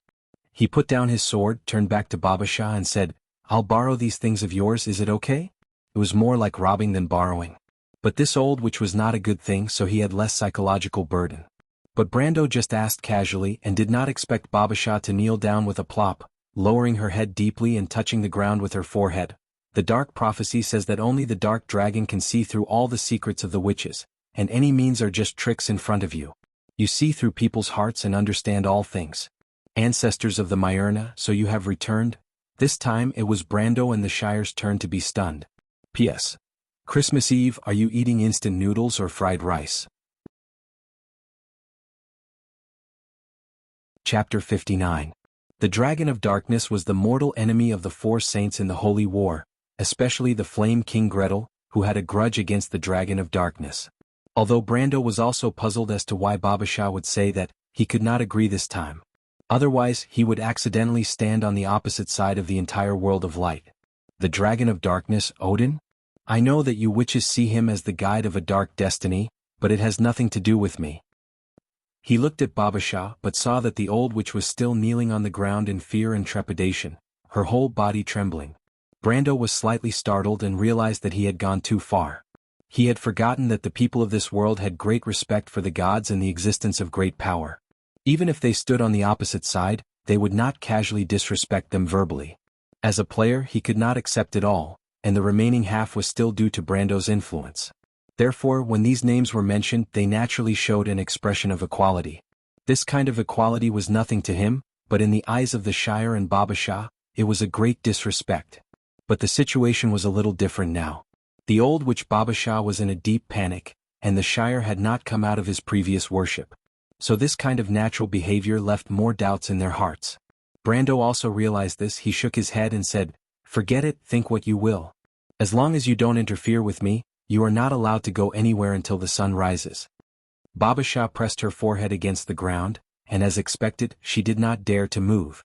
Brando gestured to the Shire, who was in a daze, telling him that there was a secret door under the table and for him to open it. The young man moved the table suspiciously, lifted the carpet and pressed it with his hand. Sure enough, there was only a thin layer under it. The Shire was a little used to his lord's foresight at this time, and could only conclude that there were still some things in this world that could not be found with human power. He found the handle on the side and pulled it open, revealing a dark and steep staircase below. "My lord, are we going in now?" he asked. "Of course, what else do you want?" Isn't there any other place in Fortress Reedon that I can level up? Do you think magic items are cabbages that you can pick up whenever you want? Cabbage? I mean Tao Wu, you know that thing, right? Brando slapped his forehead and realized that he had misspoken again. Wone was still a little different from the world he was familiar with. Of course, but after hearing it from you, my lord, it's different. By Kai, what a poetic and picturesque word. Presumably, its root must have come from the ancient language. Look at the pronunciation, it's similar. Brando couldn't help but laugh. However, there were at least 2 other places in Fortress Reedon that had hidden side quests and benefits. The underground church and the famous Tower of Wind, but these 2 places had a level restriction similar to that of a door god. Moreover, it wasn't an NPC like Babasha, so he gave up after much consideration. His biggest dream now was to temper his strength while collecting all the treasures he knew of. However, he didn't have much time left. His current goal was to become a survivor, not a statistic. Once the First War of the Black Rose ended, before Erwin's Civil War, Brando would have plenty of time to carry out his plan. With experience and the best equipment, becoming one of the strongest in Wond wasn't impossible. Brendel never believed that a strong person did not need to rely on equipment. As a player, the combination of attributes, equipment and skills was essential to him. He picked up a box and swept all the elemental crystals into his pouch. 12 wind elemental crystals, 1 fire elemental crystal, and only 2 or 3 blue water elemental crystals. These elemental crystals were also known as elemental crystals. They were the condensation of free elements in the material world. They were supposed to be irregular prismatic crystals, but because they needed to be manually polished into pointed prismatic equivalents, each of them contained an energy of 1. After looting Babasha's collection, the 2 acted like the most competent robbers. They also took Babasha's candle and walked into the tunnel. A witch's candle was a magic item. It could teleport people to places where light could reach. This was a secret that only witches knew. Of course, Brando also knew about it. The secret tunnel in Castle Urson was about 1.5 kilometers long. Most of it was narrow and could only fit 1 person. In a slightly wider area, there were 3 poisonous spiders the size of humans. Wizards often did this kind of thing, raising servant beasts to act as their guards. Babasha obviously put them here to please the Duke of Grenoires. But these things could only scare ordinary people. For Brando, 3 of them were worth 90 XP. The other end of the tunnel led to the cellar of Castle Urson behind a row of wine racks. But since it was an escape tunnel, it was naturally not sealed. Brando felt around the wall and found the mechanism. It was used to move the racks to one side. When the 2 came out of the tunnel, they both let out a long sigh. No matter how good the ventilation was, the smell of dust accumulated in the narrow tunnel was not something that ordinary people could tolerate. After walking for a long time, the Shire almost thought that his lungs were covered with a thick layer of dust. As soon as he came out of the tunnel, he immediately took out a silver pocket watch and glanced at it. 15 minutes has passed, my lord. It's okay. I originally reserved time to go to the Duke's treasury, but it seems that I have to give up. But most of the nobles' collections in the villas are just some art and jewelry. It's not much use. My lord is really decisive. Not everyone can stay calm in front of treasure. No, you misunderstood the Shire. I mean, just take 2 pieces on the way. I'll tell you which ones are authentic later. The Shire was surprised by his lord's greed. But he did not know that Brando's banditry did not originate from his personality. It was a subconscious behavior as a player. The 2 of them walked up the stairs and stopped talking at the same time. Brando extinguished the candle and handed it to the squire behind him. He put his hand on the doorknob of the cellar and activated his power. The doorknob cracked. He immediately pushed the door open. The 2 guards looked at him in shock, but they only saw that Brando's other hand had already pulled out a long sword. The sword drew a beautiful silver arc forward. The 2 guards were only halfway through the action of pulling out their swords when the sword in their hands was knocked out together with the scabbard. They were shocked and realized that they did not come with good intentions. They wanted to escape, but how could Brando let them go? Without hesitation, he chased after them and ended their lives. This was Brando's first time killing someone. He did not think about anything when he killed the 2 guards. His mind was not even blank. He felt that he was calmer than usual at that moment. Because if the other party did not die, he and the Shire would be in a situation of certain death. This was a battle of life and death. He did not even think about what would happen to the Roman or Freya. His survival instinct alone was enough to make him do it. But after killing, Brando felt a huge sense of suffocation. He tried to calm his breathing and stood there motionlessly with the long sword in his hand. He let the blood drip down the blade and fall on the stone floor. There was no reaction at all. At that moment he thought of a lot of things. A lot of miscellaneous things drilled into his mind, but it made his mind appear to be in a state of vacuum. He almost lost his mind for a moment. At first he wanted to find an excuse, but then he just wanted to comfort himself and make himself feel a little more at ease. "My lord?" The Shire saw his abnormality. Brando raised his hand to indicate that it was okay. He wanted to drag the two corpses into the cellar and hide them, but now he was not in the mood. He could not look at them.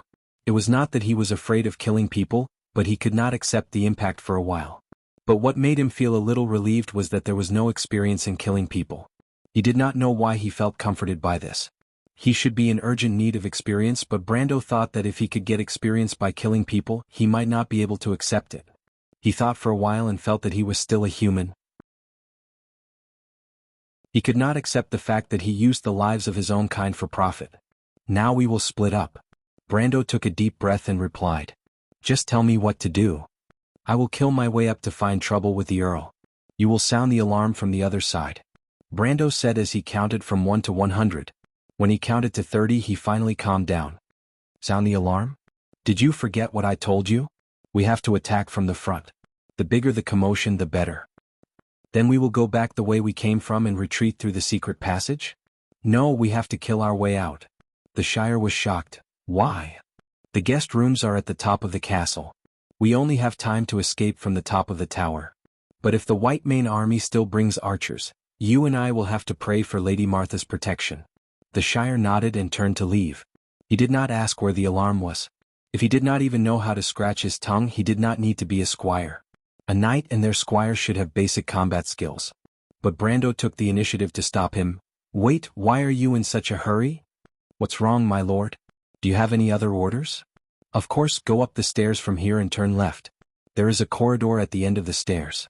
If you see something that is easy to carry and sell, don't hesitate to take it." The Shire stared at him for a while and finally said, "I take back what I said before, my lord." "What sentence?" "The first sentence. Not everyone can remain unmoved in front of treasures. It should be changed to indeed, no one can remain unmoved in front of treasures." "No, you don't understand. Look at the Shire. In the future I will have to take care of the little Roman and her aunt. This is the responsibility of a man. It is not easy to support a family. I have my own difficulties. You should leave those words to the Duke of Grenoir's." "My lord, don't worry, I have studied appraisal in Buga. I will help you pick out the most valuable items." Brando was stunned for a moment and then laughed evilly. "P.S. I had fried rice for dinner and instant noodles for supper. But why do I feel a little disgusted after eating instant noodles?" Chapter 60. Since Brando did not deliberately hide himself, he was discovered by the guards when he passed through the first floor of the courtyard. After he killed 3 of them, the 7-man patrol squad scattered in all directions and spread the news of the intruder to every corner of the castle. There were 32 guards in the castle and most of them were mercenaries. Their captain was the leader of the mercenaries from Ranner. Not only did he possess the strength of an iron-ranked swordsman, but he was also a commander. That was why he was ambushed when he entered the second floor of the banquet hall. There were 11 guards involved in this ambush. When he pushed open the door, the hall was brightly lit.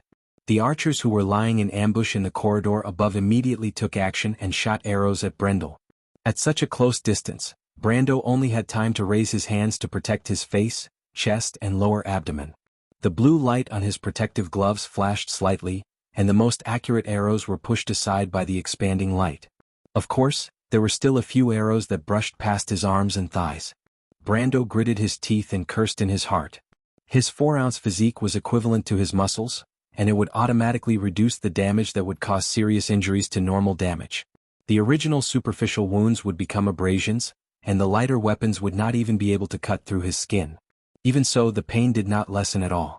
If it was under normal circumstances, Brando would have retreated and taken a detour to the spiral staircase on the second floor, knowing that there was a large number of guards lying in ambush on the second floor. Even though there would be guards at the spiral staircase on the inner side of the castle, the terrain there would not be so dangerous. But it was different now. He swung his sword diagonally upwards, and a transparent ripple passed through his blade and spread across half of the hall. With a loud crash, the candlesticks and utensils on the long dining table in the hall fell to the ground along with the ripple. The chandelier on the ceiling exploded, and the railings on the corridor were split in half. The guards on the railings were beheaded and fell to the ground. The White Raven sword style was Erwin's royal sword style. This secret skill was one of the rare range skills that warriors could learn in the early to middle stages. At level 0, the blade of the White Raven sword style would be able to travel 5 to 6 meters away from the sword and double the width of the attack. At level 25, this swordsmanship could attack enemies hundreds of meters away. It was almost on par with swordsmen who had activated elemental power. It only consumed 3 points of stamina from the beginning to the end, which was nothing compared to the huge consumption of elemental power. This was also the reason why so many people were so eager to learn intermediate skills. Brando's shocking strike actually caused a moment of silence in the hall. It wasn't until the sound of broken wood falling from the second floor of the hall that everyone woke up from their stupor. Knight. Knight of the temple. In the name of Martha. Mr. Arno, let's retreat. The guards screamed, losing their will to resist and retreating. Sword aura projection was one of the basic skills of a warrior who had activated his elemental power. According to tradition, the Holy Cathedral of Fire would confer the title of knight to these people. In order to distinguish between knights of different countries, they were also known as Knights of the Holy Cathedral. In front of a knight, a level 3 strength system was nothing, let alone ordinary people like them. Unless they could exhaust the opponent's stamina, it would be futile no matter how many of them there were. Knight my ass. Captain Arno pulled back the man closest to him. He couldn't help but curse in his heart. That was definitely a royal swordsman. Could it be that they were involved in a palace struggle? As the leader of the mercenaries, he was naturally more knowledgeable. He even knew that the noble upstairs was a vassal. It wasn't the first time he was involved in a political struggle, but it was the first time he saw the legendary royal swordsman. That was the highest level of royal swordsmanship, one of the core powers of the royal family.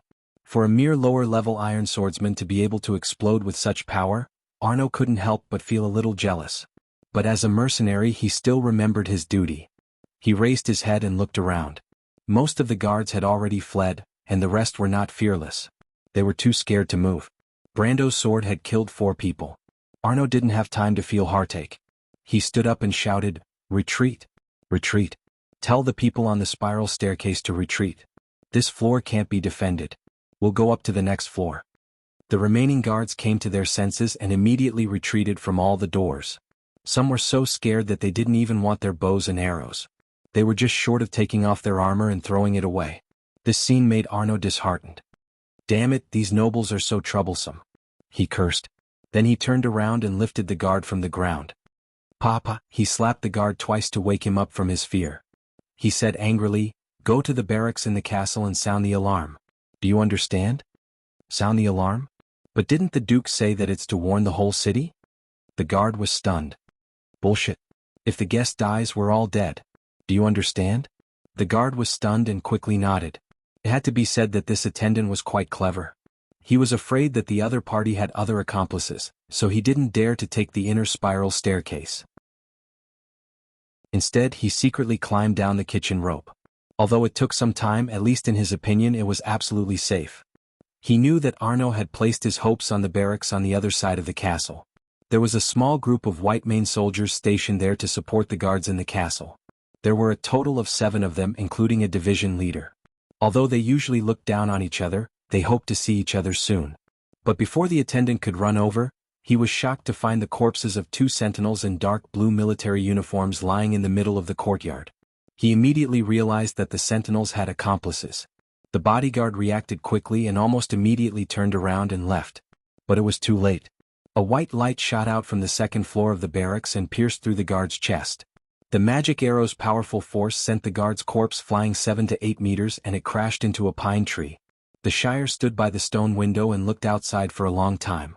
After confirming that the guard was dead and that there were no accomplices, he retracted his gaze. He took out his pocket watch and looked at the rope dangling from the clock tower. There were still 5 minutes before Brando's meeting time. Arno did not know that the person he sent to deliver the message had been killed. Even the small group of white mane soldiers that he was counting on had been wiped out. He was now hoping that his remaining men could hold on until the reinforcements arrived. They were guarding the staircase from the 3rd floor to the 2nd floor. Behind them was the guest room and they had nowhere to go. Although he usually looked down on them, he was now envious of the servants. At least they could find a place to hide, but he, as the guard leader, could not. If the Count died under his protection, he would probably have to change his name and escape to the mountains to become a bandit. The young swordsman quickly appeared in his vision. Brando estimated the time.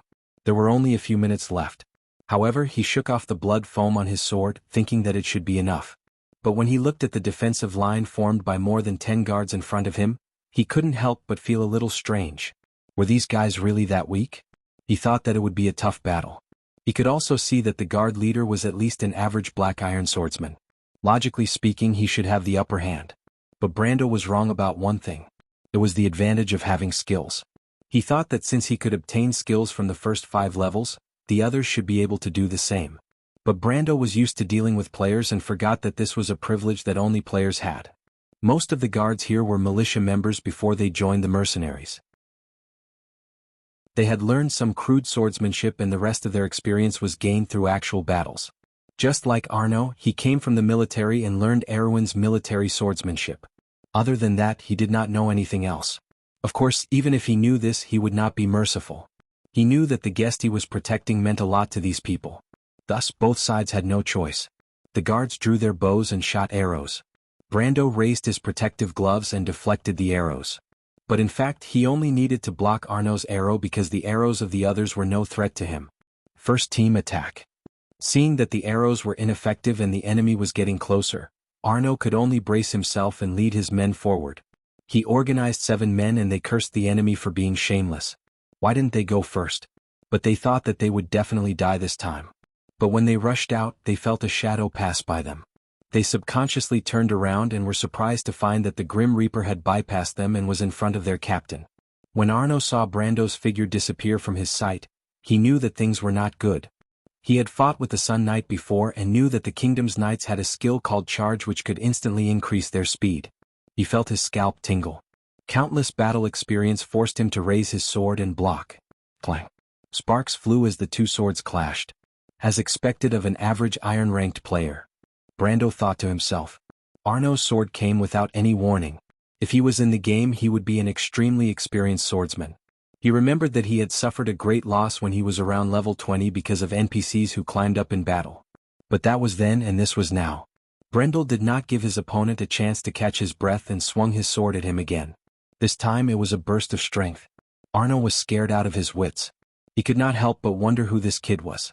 He knew court swordsmanship, knight skills, and the burst of strength of a berserker. Was there any justice in this world? Even with his vast experience, he could not help but feel a chill in his heart. Fortunately, he was knowledgeable. If it was someone else, they would have died without knowing why. Arno wanted to counterattack, but when he saw this sword, he lost all thoughts and went into a defensive stance.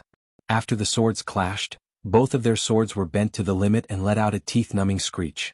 Brando was still fine after that, but the guard captain took 7 steps back and almost fell on his butt. Arno's iron-rank strength should have exceeded 9 ounces and should have suppressed Brando. But now the situation was the opposite. This was the power of a skill. When Arno retreated, the guards on the left and right came to their senses and wanted to attack. But Brendel casually swung his sword behind him, and a wind blade flew out, sending the man's head flying. He then moved forward. Arno saw this and decisively threw his sword away and shouted, "I surrender." Just as he finished speaking, the alarm bell outside rang. "If you surrender, throw down your weapons and scram." Brando growled. The guards felt as if they had been pardoned. They threw away their weapons and fled. They were already scared out of their wits, and now that their captain had agreed to surrender, they naturally lost their will to fight. P.S. Sorry I went out for dinner today and was a bit late.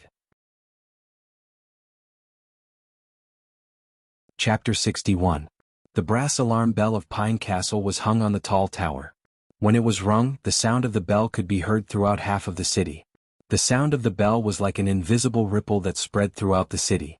Everywhere the sound of the bell passed through, the streets seemed to have been injected with vitality and woke up one by one. People walked onto the streets one after another, bewildered. They asked each other what had happened. Luke Besson was waiting for news in the eastern barracks of Fortress Reeden, but the clear sound of the bell came from outside the stone window. He turned his head to look at the dimly lit city and his expression changed. Without waiting for the messenger outside to push open the door and report, the commander of the swordsman regiment opened the door and roared outside. "Didn't you hear me? Get up. Get up and assemble. Tell the 2nd and 3rd platoons to follow me to Pine Castle. That idiot Escobar. Everyone looked at each other in dismay. Commander, what about the gate? Someone stood up and asked. Are you an idiot? Other than that Highland Knight, who else can break into Pine Castle? That idiot Escobar wants to hide the news and let him taste his own medicine.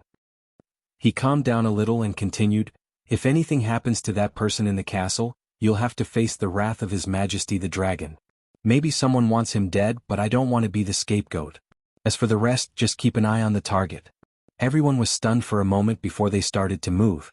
Luke Besson let out a sigh of relief, but when he thought about the Highland Knight and his mage squire, he could not help but feel a little troubled. The Highland Knight had always had its own system in history.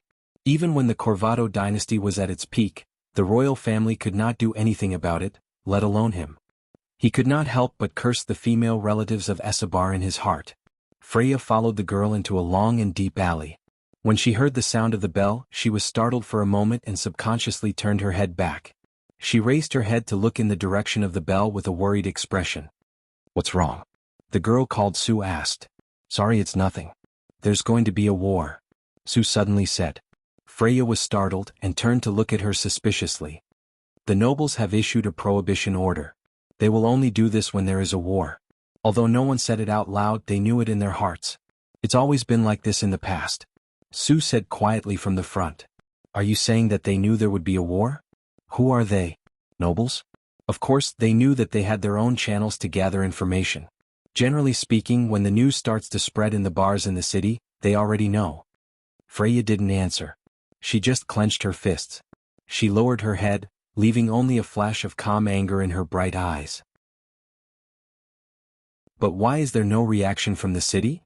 We won't be able to see it even if there is a reaction, but the nobles will definitely be prepared. Since Fortress Reeden is so secure, the people in the city don't have to worry too much. However, the price of bread and wheat has increased by 10% today. This is a change that you wouldn't normally notice. What if Fortress Reeden falls? How could that be? Freya couldn't help but think of Brando's confident attitude. She shook her head and threw this thought out of her mind. But I have a friend who said that Fortress Reeden will be breached. Then he must be an impostor, replied Sue calmly from the front. The Shire went to the top of the barracks after ringing the alarm. He glanced at the city moat from the edge of the wall. There were a lot of people gathering on the streets. It seemed like the nobles' private soldiers had arrived first. However, this was not something he had to worry about. He withdrew his gaze and ran to the other side. He roughly estimated the distance from one end of the castle to the other, then found a feasible route and lit the witch candle in his hand. He recalled the method that Brando taught him and said, Iham. The first syllable was to activate a part of the magic that connected to the abyss of darkness. The twin goddess Irene was in charge of this part of the magic. If the witches weren't using psychic magic, they would use this part of the magic as a medium. The Shire then raised the candle in his hand and let the light reach about 15 feet away. He chose a tree and his whole body seemed to be pulled into a tunnel of light. When he came back to his senses, he found that he was already on the top of the tree. Amazing as expected of the Bunassan's witches. The Shire looked around and this time he chose another tree. After repeating this 7 or 8 times, the candle in the Shire's hand was burnt to a small piece, but it was enough for him to reach the stone window on the other side. He raised the candle and placed it on the window. Then his whole body was thrown into the tunnel.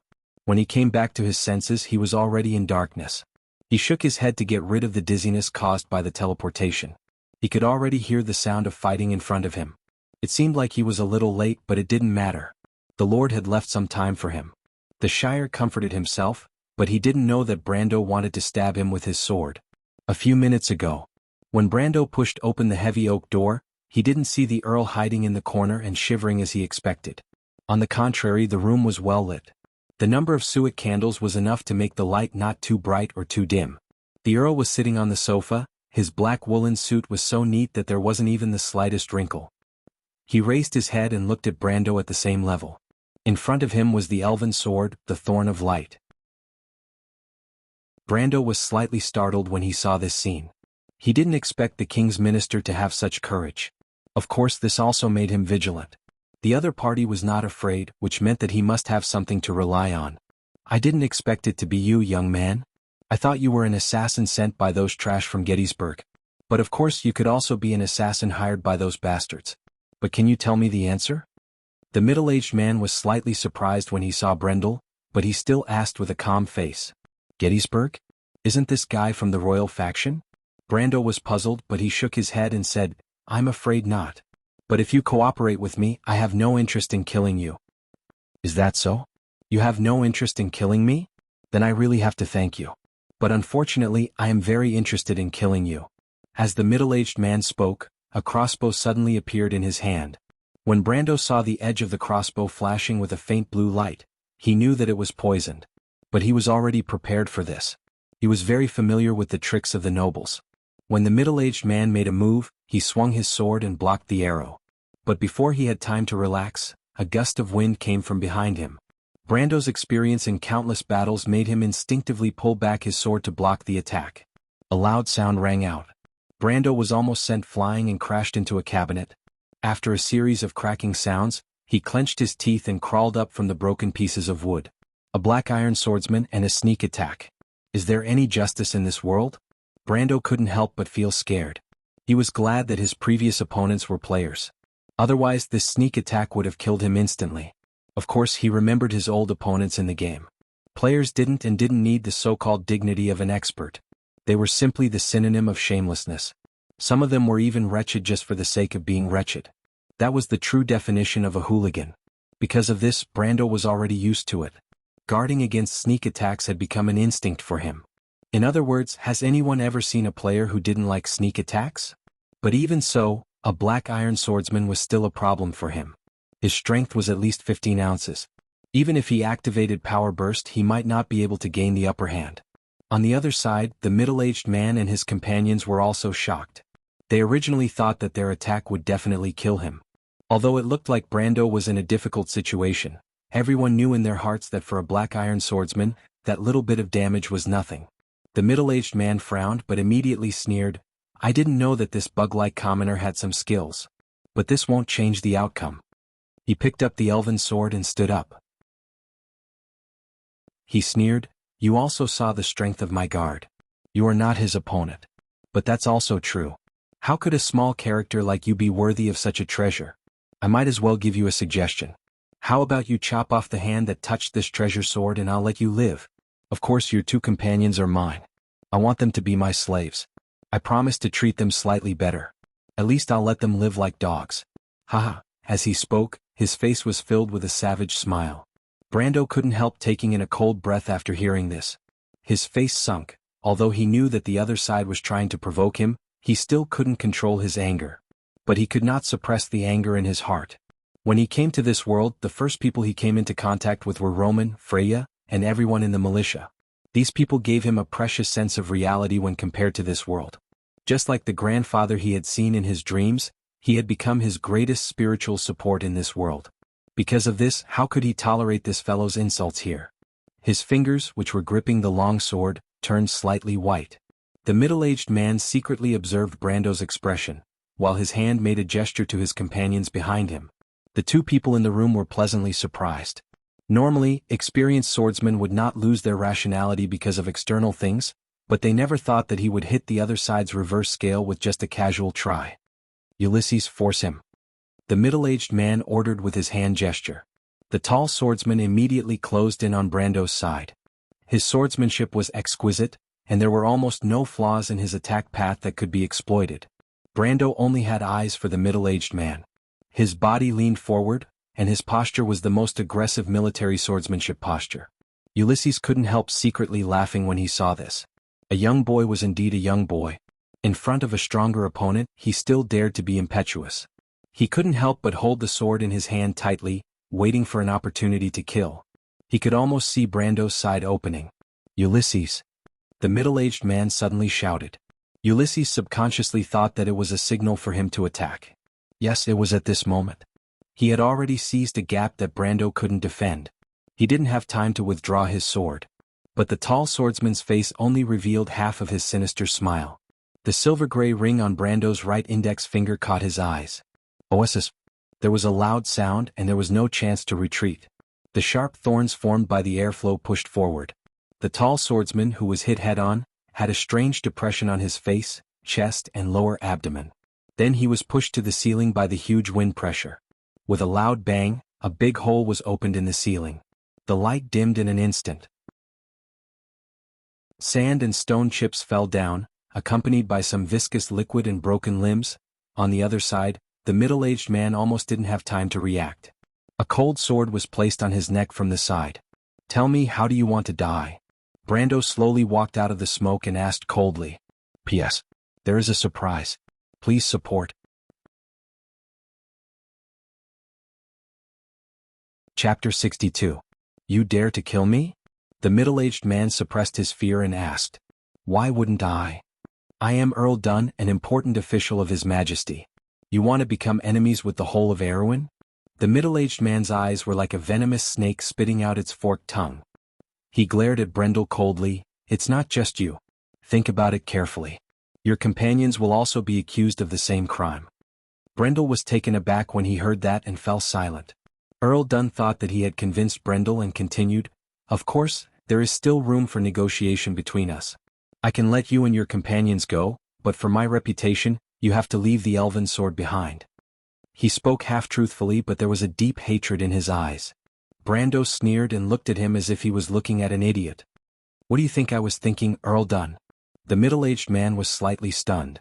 "I was thinking that some creatures are really stupid and ignorant. They don't even know why they died." Brando shook his head. Killing an important official of the king?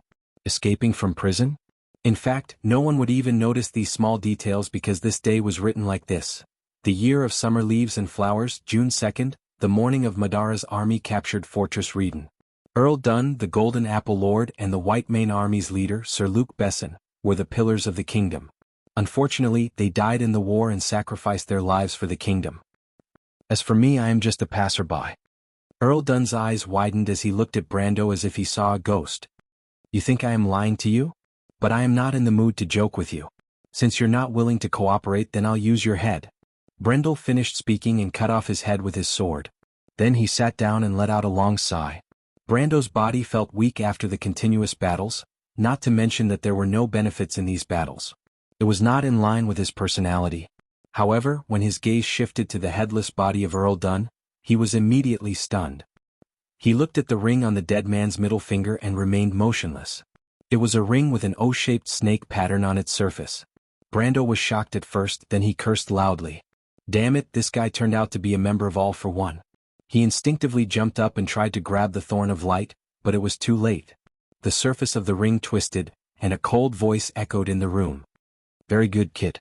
Although I don't know who you are, you won't live for long." The sharp voice suddenly sounded and disappeared. If Brando didn't know what this organization was, he might have thought that he was hallucinating. However, Brando knew that this organization was jackals of the same tribe as the tree herders. In fact, they were even more mysterious. Back then, they were behind the overthrow of Erewhon and the Saint Tassol in the north. No one knew what their goal was, but most of the high-level quests seemed to be related to this organization. This huge organization was a mystery in the game, and it was also a mystery here. However, Brando knew that they were not kind people, and he also knew that the high-level members of this organization were able to sense each other through a ring called the Ouroboros ring. Once someone fell, the others would immediately know and elect a new person to take over that person's position. Of course, the next step would be revenge to the death. Damn it, I got into trouble with these people again. Lady Martha, are you messing with me? Brando held the elven sword tightly in his hand and cursed. He was unlucky in the game because of this organization, and the reason was that he killed one of their high-level members. He didn't expect history to be so similar here. Moreover, it was even a little earlier. "My lord, are you in there?" The Shire ran over to find that the battle was already over, but he was still thinking that the Lord was indeed the Lord. He could easily end the battle alone. He thought that asking him to come over was just a polite way of saying it. But Brando was furious when he heard this voice. If he didn't warn him, this guy would have run over to see a corpse.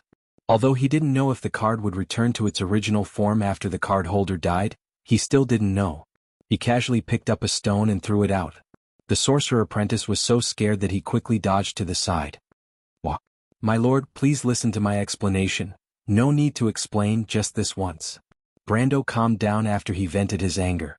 He thought that he still had an advantage, and that was after tonight, Madara's army would raze Fortress Redon to the ground.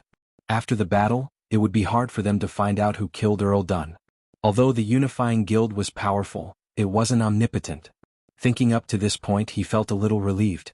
As long as they couldn't find him, they wouldn't be able to take revenge. Brando finally relaxed and turned back to ask, "How many mana potions do you have left?" "Not even one, but I feel like I've been squeezed dry." The young man smiled shyly. He was embarrassed to say that he didn't want to use the wizard's gold. Brando glanced at him and said, "Let's go to the roof, you can drink a potion on the way. The mana potion won't take effect instantly, so I want to see you revive on the spot before the next battle."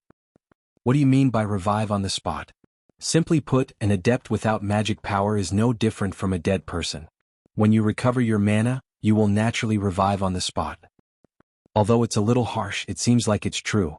The Shire nodded. "Of course, why would I waste my breath on you?" Brando thought to himself. "Although I'm not a wizard, you're just a little wizard apprentice. I can at least teach you to be at least level 40. Of course, he was also a little puzzled. Why did this guy and that old witch Babasha seem to value the mana potions so much? Although the mana potions were relatively expensive, it shouldn't be to this extent, right? "My lord, every word is a gem." The young wizard was convinced. Brando picked up his sword and walked to Earl Dunn's side. He put the leaf-shaped elven sword close to the corpse. The sword's spine was a faint color, as if it could reflect the blood on the corpse's clothes. He frowned and recalled the scene from back then. Then he nodded. "My lord, what are you doing?" "I'm saving myself." "Saving yourself? Cut the crap, come with me. Tell me what you saw." Brando knew that he couldn't let this guy be too cocky, in case there would be another mistake next time. However, he didn't realize that his words and actions now were more and more like when he was a leader in the game. As the two walked, the Shire reported to Brando what he saw before. When he heard that there were nobles' private soldiers gathered outside the castle, Brando couldn't help but feel worried and relieved. On the one hand, it was undoubtedly difficult to escape from the hands of so many people. On the other hand, the pressure on Roman and Freya's side was imperceptibly reduced by a lot. To be honest, although he cheered them on, he was still very worried about the two girls. But halfway through, he suddenly remembered something. "By the way, the Shire, what about the thing I asked you to do?" "What is it?" "A Highland knight entrusts his squire to collect some money for his living expenses." The Shire immediately became excited when he heard this. "My lord, it's a great harvest." "With my lord's knowledge, you must have heard of the name Ramona Darklight. She was the little princess of Saint Tassel who was born in the year of the croaking frogs. But her most famous identity is not her identity, but her time as a court painter in Cruz. Her paintings during that period were once famous in the Wonde and were called the voice of the soul. She was also the pioneer of the Mazoran art style, a master of a generation. But I didn't expect that the Duke of Grenoires to be a fan of her. He has a lot of treasures in his collection." "No, I've never heard of this name. I only care about how much it's worth." Brando shook his head. Who would care about these things in the game? They usually only looted gold and silver utensils. Now that he thought about it, he was really uncultured. "Vulgar, my lord, how vulgar."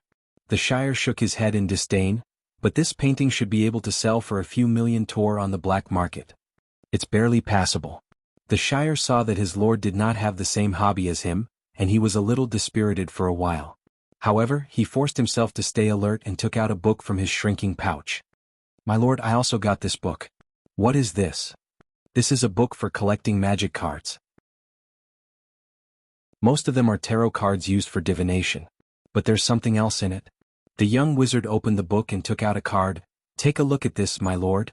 Brando vaguely thought of something when he saw the card, but he took it and confirmed that it was a card of fate. It was a green card of the wind element. The number on the top left was an X, and there was a fluorescent equilateral triangle drawn on the card. There were 3 lines of incantations on the triangle. Tam symbolized the target of the spell, Stau symbolized the mana that guided the spell, and E was the eye of the god of mana. The cost on the card was 3 green wind crystals. Brando turned the card over and scanned it. Energy loss, Spire X. Wind Elemental 3, spell, instant. With the target spell as the target, it will choose a new target. Your magic is under my control. Spire Guardian Odio. The Shire looked at Brando's expression and said, "This is a rare white magic card, my lord. It seems that our luck is not bad." "White magic card?" Brando asked. "It's a magic card that has no requirements. But doesn't it have a cost?" "No, it's like this, my lord. Most of the spells and summons in the card of fate require you to be in a certain state, except for the basic land cards.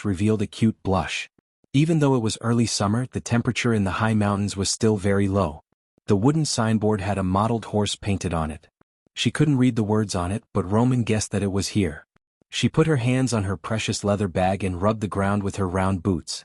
She hesitated for a moment. It should be here, right? That galloping horse inn? A group of guards walked past her in response to the alarm bell in the distance. But Romaine wasn't too afraid. Instead, she curiously looked at the guards and watched them walk away. When the alarm finally stopped, she let out a sigh of relief and walked back into the inn. The owner of the galloping horse inn was a dwarf, just like the description in the story. He had a long beard that was the color of ripe wheat. There were bundles of whips tied together with brass rings. The rings were all illusions. They were printed with patterns like... Of course, they were actually written in stone, the dwarven language. Each ring was written with the name of the family. Each ring represented a family's origin. Famous families such as Flaming Beard, Stone Seal, and Luxury Jewelry, could even use expensive and heavy golden rings. These rings were the source of the dwarves' pride, just like their beards. Dwarven families had a history of more than 1,000 years. They would proudly wear these rings when they walked around. But dwarves were not common in human society, and the owner of the Galloping Horse Inn, Gun Barbarossa Rockhall, made good use of this advantage. He deliberately dressed himself up as a big shot, paid people to discuss it in private, and then denied it himself. People were always curious about this mysterious dwarf lord, and there was an endless stream of visitors. Naturally, Gun's business grew bigger and bigger. Today, Gun was wearing a silk robe. He had 3 ruby rings, an opal ring, and an emerald ring on his chubby fingers. If it wasn't his nephew, of course it was a human. Since Gun was able to establish himself in the human society, he naturally had some connections with humans. As for why a dwarf would have a human relative, it would take 3 days and 3 nights to get to the bottom of it. So our main point was that his nephew, who was serving in the White Mane Army, was pressing on his shoulder and telling him something. The young man had a companion beside him. The two of them seemed to have been here for quite some time. You're saying that if I see a little girl, no matter what she asks for, I have to agree to her first? But why? What if she wants me to give her all my assets? No, this suggestion sounds too stupid. The dwarf boss shook his head and mumbled. Uncle Gun, listen to me. I'm not asking you to give her the family property, but to prepare a carriage for her. Don't make her suspicious. Then prepare another carriage for us to follow her. Only carriages? Cone stared at his nephew suspiciously with his small eyes. Of course. Okay, will she pay? The young man from the White Mane Army sighed. He knew his uncle's temperament well and quickly said, Of course she will, but don't bargain too much with her. Don't scare her away. As long as Uncle Gun is willing to help, the credit will be mine. Do you understand? I still don't understand, but do you like that girl? If that's the case, I can consider giving you a discount of 9.5%. No, it's not like that. It's actually like this. That girl is actually a spy from Madara. They just escaped from the dungeon and must be in a hurry to leave the city. Captain Luke Besson ordered us to monitor every possible way out of the city. Then why don't you just capture her? Gun asked curiously. Parker slapped his forehead and sighed. Uncle Gun, she has a lot of accomplices. In order to capture them all, we have to think of a way to lower their guard and secretly tail them. Do you understand? I still don't understand. Okay, in short, Uncle Gun, don't worry. I'll make up for the money she didn't pay. Lower our guard and fulfill her request, right? Now I understand. The dwarf boss nodded. Although he was a calculative person, he was still very efficient. After a while, he called for a servant and ran back to ask, I've already arranged everything. When will the girl come? I don't know either. I hope she will come to us first. I can't let grandson look down on me. The young man sighed and felt his companion patting his shoulder. He raised his head to look outside and jumped up in excitement. He immediately pushed the dwarf forward and said, It's her, she's here. Quick, uncle, it's up to you. Relax, young man. Don't push me forward like a bag of potatoes. I've been doing business for 30 years, I know what to do. Gun did not forget to boast at the last moment. When Roman walked into the inn, she couldn't help but look around curiously. She had never seen such a large use of stone before, but when she saw the low walls and pillars of the stone barricade, she felt a familiar feeling in her heart. The future merchant girl was looking around when she saw a dwarf standing in front of her, his beard almost touching the ground. Are you a dwarf? She asked. No, I'm a dwarf. The innkeeper corrected her seriously. Mr. Dwarf, are you the boss here? I'm a dwarf, not a dwarf. Little girl, do you understand? Of course I'm the boss here. But I want to find a place to rent a carriage. Do you rent carriages here? Of course, what else do you think I'm doing here? Do I need to pay? Roman was still looking around the inn curiously. Of course, the principle of doing business is to make sure the goods are paid. We charge based on the number of days the carriage is rented. But in principle, the Galloping Horse Inn does not rent carriages for more than a day. Also, if the carriage is damaged because of the guest, we have to pay the price. In fact, our coachman also has the right to refuse orders that may threaten his life.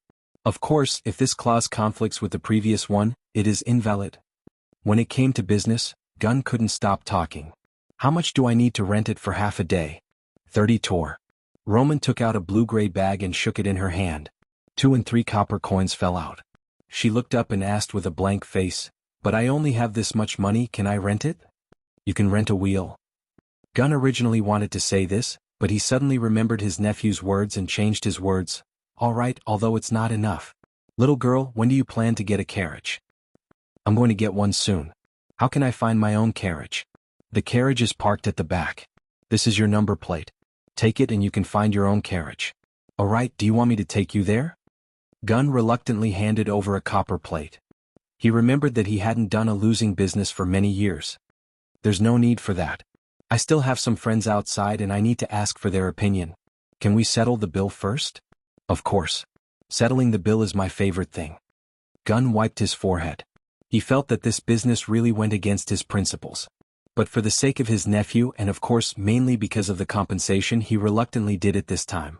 On the other side, the dwarf's nephew Parker and his companions were hiding in the kitchen. They saw Roman walking out of the inn with a satisfied expression. They ran out and pulled his uncle to ask, How was it? Did you get it? Of course. Don't you know who your Uncle Gun is? I used to do business with the insatiable ogres. The dwarf couldn't help but repeat the previous details. When Parker heard this, he slapped his forehead and shouted, Martha above. Uncle Gun, what did you do? She must know that we are here. She's not going to ride in your carriage, Uncle Gun, we've screwed things up. What's wrong? Which merchant would do business without considering the gains and losses? 1/10 of the price? Uncle Gun, you're being too kind. I didn't expect that woman to be so smart. She must have suspected us from the start. What else did she say? The young man didn't expect his uncle to ruin things with good intentions. She said she wanted to ask for the opinion of her companions. Companions? Parker and his companions looked at each other and immediately chased after her. The dwarf boss was left behind and shouted, I said wait. You two brats, where is the money you promised me? He was so angry that he snorted. Young people nowadays don't have any respect for the elderly. However, when he turned around, he saw his shop's waiter running over. He bent over and said to him, Big boss, the carriage you arranged has already left.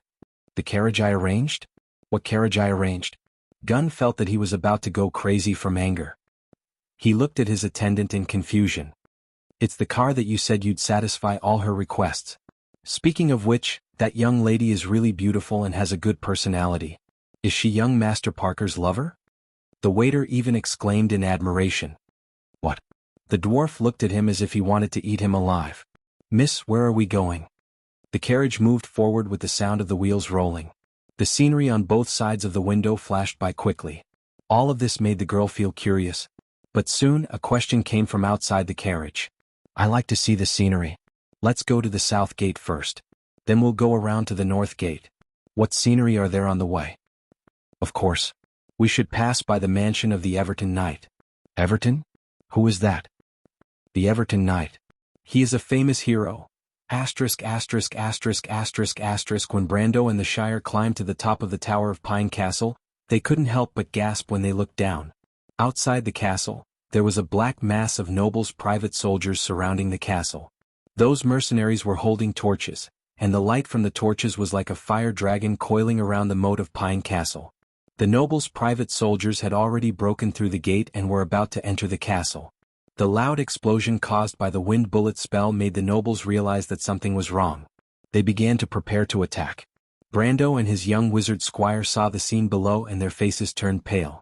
It seemed like a miracle that they were able to break out of the encirclement. Although they had the gargoyle to rely on, the gargoyle couldn't fly high with two people on its back. Brando held his breath and became nervous. He pointed at another fire dragon and said, "Do you see that? The White Mane army is here too." "I'd rather not see that, my lord." "That's true. P.S. I don't have that many votes." Chidian Chinese website welcomes all readers to read the latest, fastest and most popular works from Chidian Originals.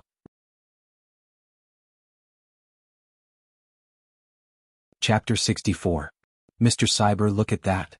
The mercenary leader took down a brass telescope and peeked at the top of the tower before passing it to the noble beside him. The Golden Apple Lord sat calmly on his horse. The horse was an Aween Erek horse with a fine bloodline. Aween's hussars used to use them as war horses. Although they were later changed to wyverns, the nobles still rode horses to show their status. He took the telescope and glanced at it, then passed it to his companion without changing his expression. The plump industrialist, Burnley. The Golden Apple Lord was not too nervous. Even if Earl Dunn died in their territory, it would only ruin their reputation. Nobles like them did not care about such things and only cared about benefits. If the king were to blame them, the old bastard Luke Besson would take the blame. The nobles would not be blamed. To be honest, he hoped that something would happen to Earl Dunn, but he did not dare to be too obvious. He purposely misjudged the situation and waited for his private soldiers to gather before launching an attack on the castle. But there was one thing he was determined to get. He would only have an advantage if he got his hands on Earl Dunn. If Earl Dunn was captured by the White Mane army, he would have to bear the blame for changing the military documents. Burnley took the monocular with a smile and glanced at it, then said, "Someone is on the spire of the tower. Makaru, go and get me some archers. They must be at least white rank. Don't bother with those who are not up to par. Our opponent is an iron swordsman." The Golden Apple Lord pointed up and ordered the mercenary leader. "No problem, my lord. Just watch. I don't care if he is an iron swordsman or a Highland knight, I will turn him into a porcupine." The mercenary leader nodded and turned his horse to leave. The nobles' private soldiers separated into two rows and raised their torches for the leader to trot over. Not far away, the horsemen were noisily galloping about on the riverbank.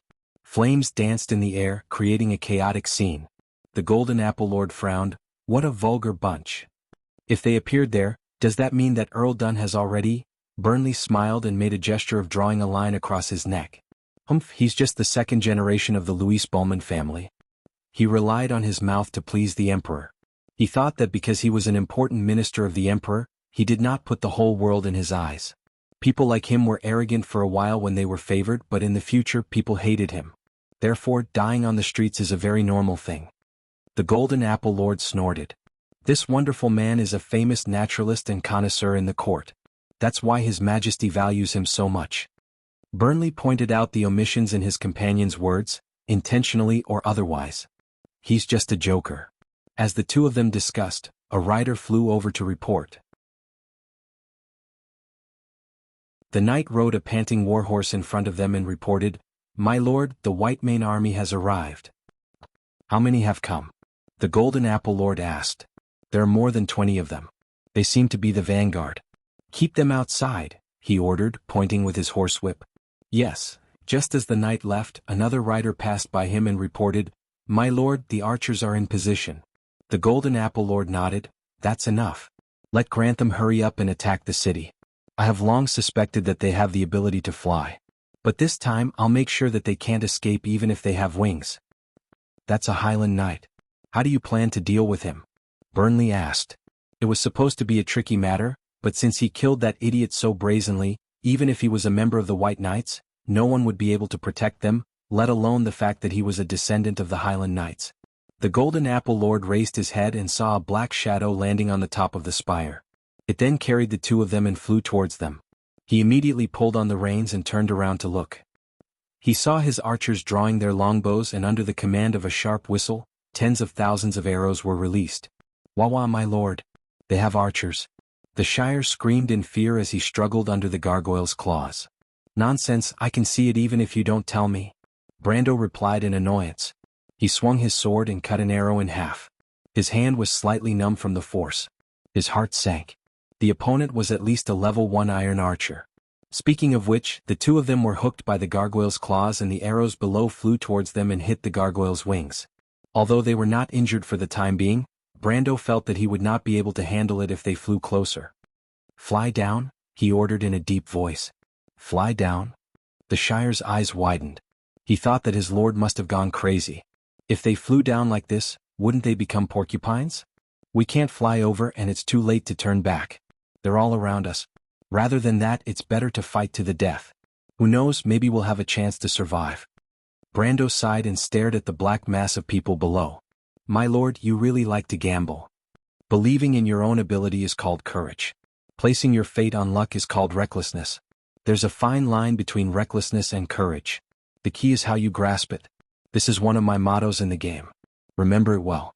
Brando turned around and said to his squire, "Game? Didn't I tell you before? Life is like a game and a game is like life." Brando suddenly laughed. His chest was wide open, and he felt that his mind was clearer than ever. The gargoyle flew a little lower. The whistling sound of the wind surrounded the two of them. They could almost see the noble's private soldiers below with their bows drawn. But when the bowstrings moved, another wave of arrows flew towards them. Brando gritted his teeth and blocked it, but an arrow still grazed him and brought a splash of blood. The gargoyle made a turn in the air and attracted most of the firepower. As one of the most famous monsters above level 20, even Brando's Ring of the Wind Empress couldn't make it lose its mobility. These arrows were like a drizzle of rain. It was a pity that its mobility in the air was average. Otherwise, Brando could order it to use special flying skills to cover the two of them as they flew out. Brando thought for a moment and took out a ruby from his chest. This ruby was obtained from the noble's body.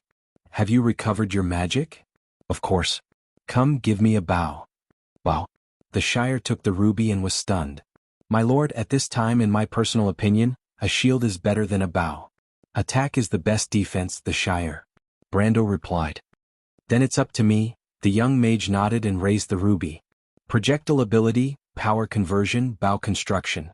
With the bright ruby as the center, invisible lines were drawn out. They quickly intertwined into a net of light. The surface of the light curved and formed a longbow made of lines. The longbow had no physical body. It was only composed of lines, full of mysticism. The bow's arm and string were engraved with profound law patterns and ancient runes, representing the power under this law. Because the construction spell itself was a kind of law magic, a sub-branch of gem magic.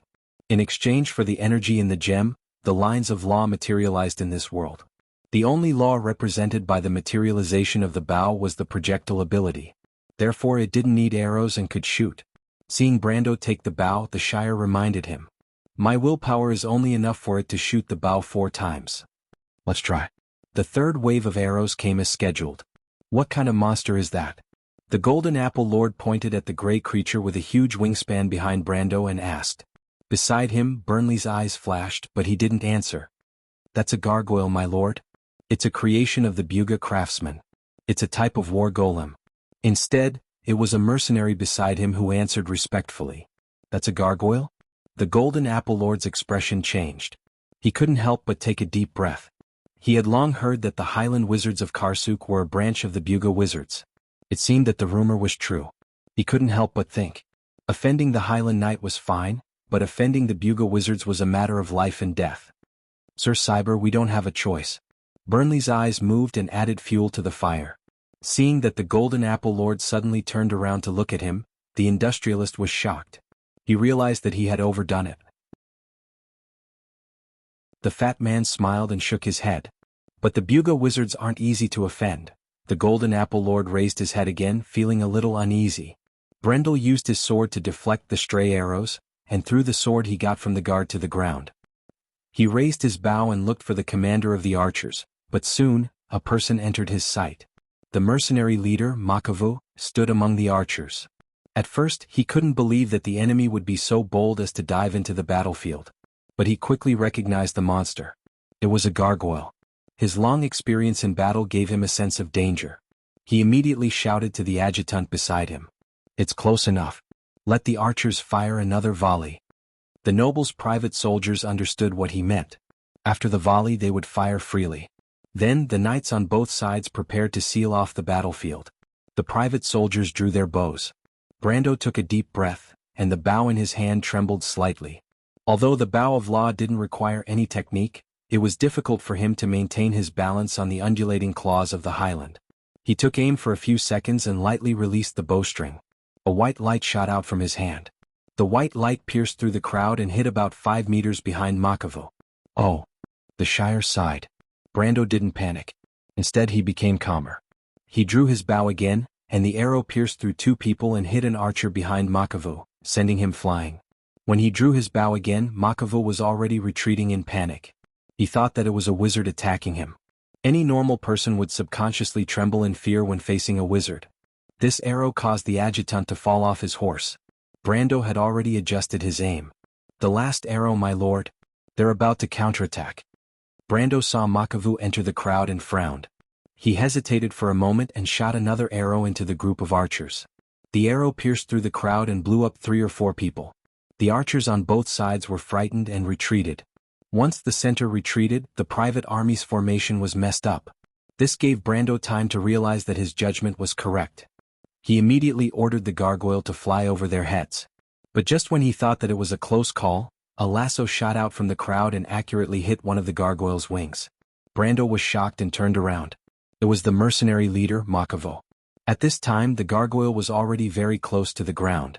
With a tug, the 2 of them and the war golem were pulled down from the sky. The gargoyle dragged the rope in an arc in the sky before crashing into the river bank not far away. Makavu shouted excitedly and let go of the rope. He didn't care about the blood on his hands and shouted to the soldiers beside him, "Go! Catch them!" The situation seemed to have changed. P.S. Pleading for votes. Pleading for votes. Chidian website welcomes all readers to read. The newest, fastest, and most popular series are all at Chidian Originals.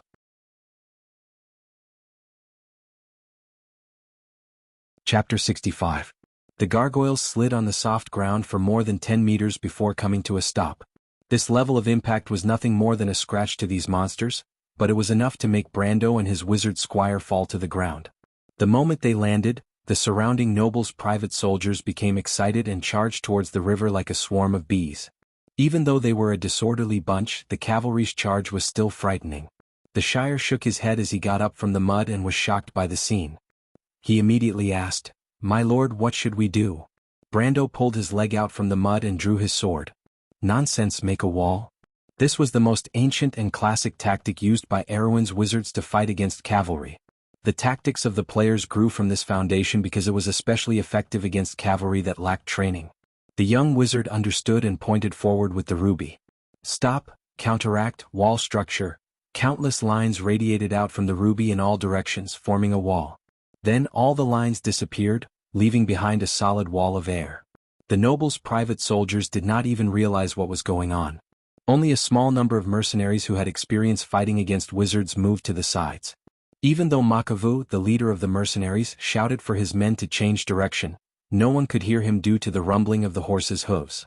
The first row of riders crashed into the wall of air, the horses kneeling on the ground while the riders flew out and crashed into the wall.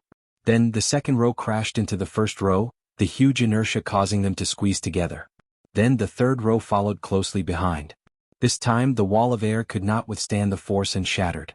A large number of horse and human corpses rushed forward and slid to the feet of Brando and the Shire. All of this happened in an instant. The frightening momentum caused Brando and the Shire to involuntarily take a step back. Makavu cursed at the back. Someone like him who had been in the army for a long time knew that the first row of 7 would not survive. Even the second row would be heavily injured. The third row was dizzy from the fall and would not be able to rejoin the battle for a while. Moreover, their horses were more or less injured. How could he not feel heartache when he had crippled 20 to 30 people in one go? The leader of the mercenaries couldn't help but spit on the ground.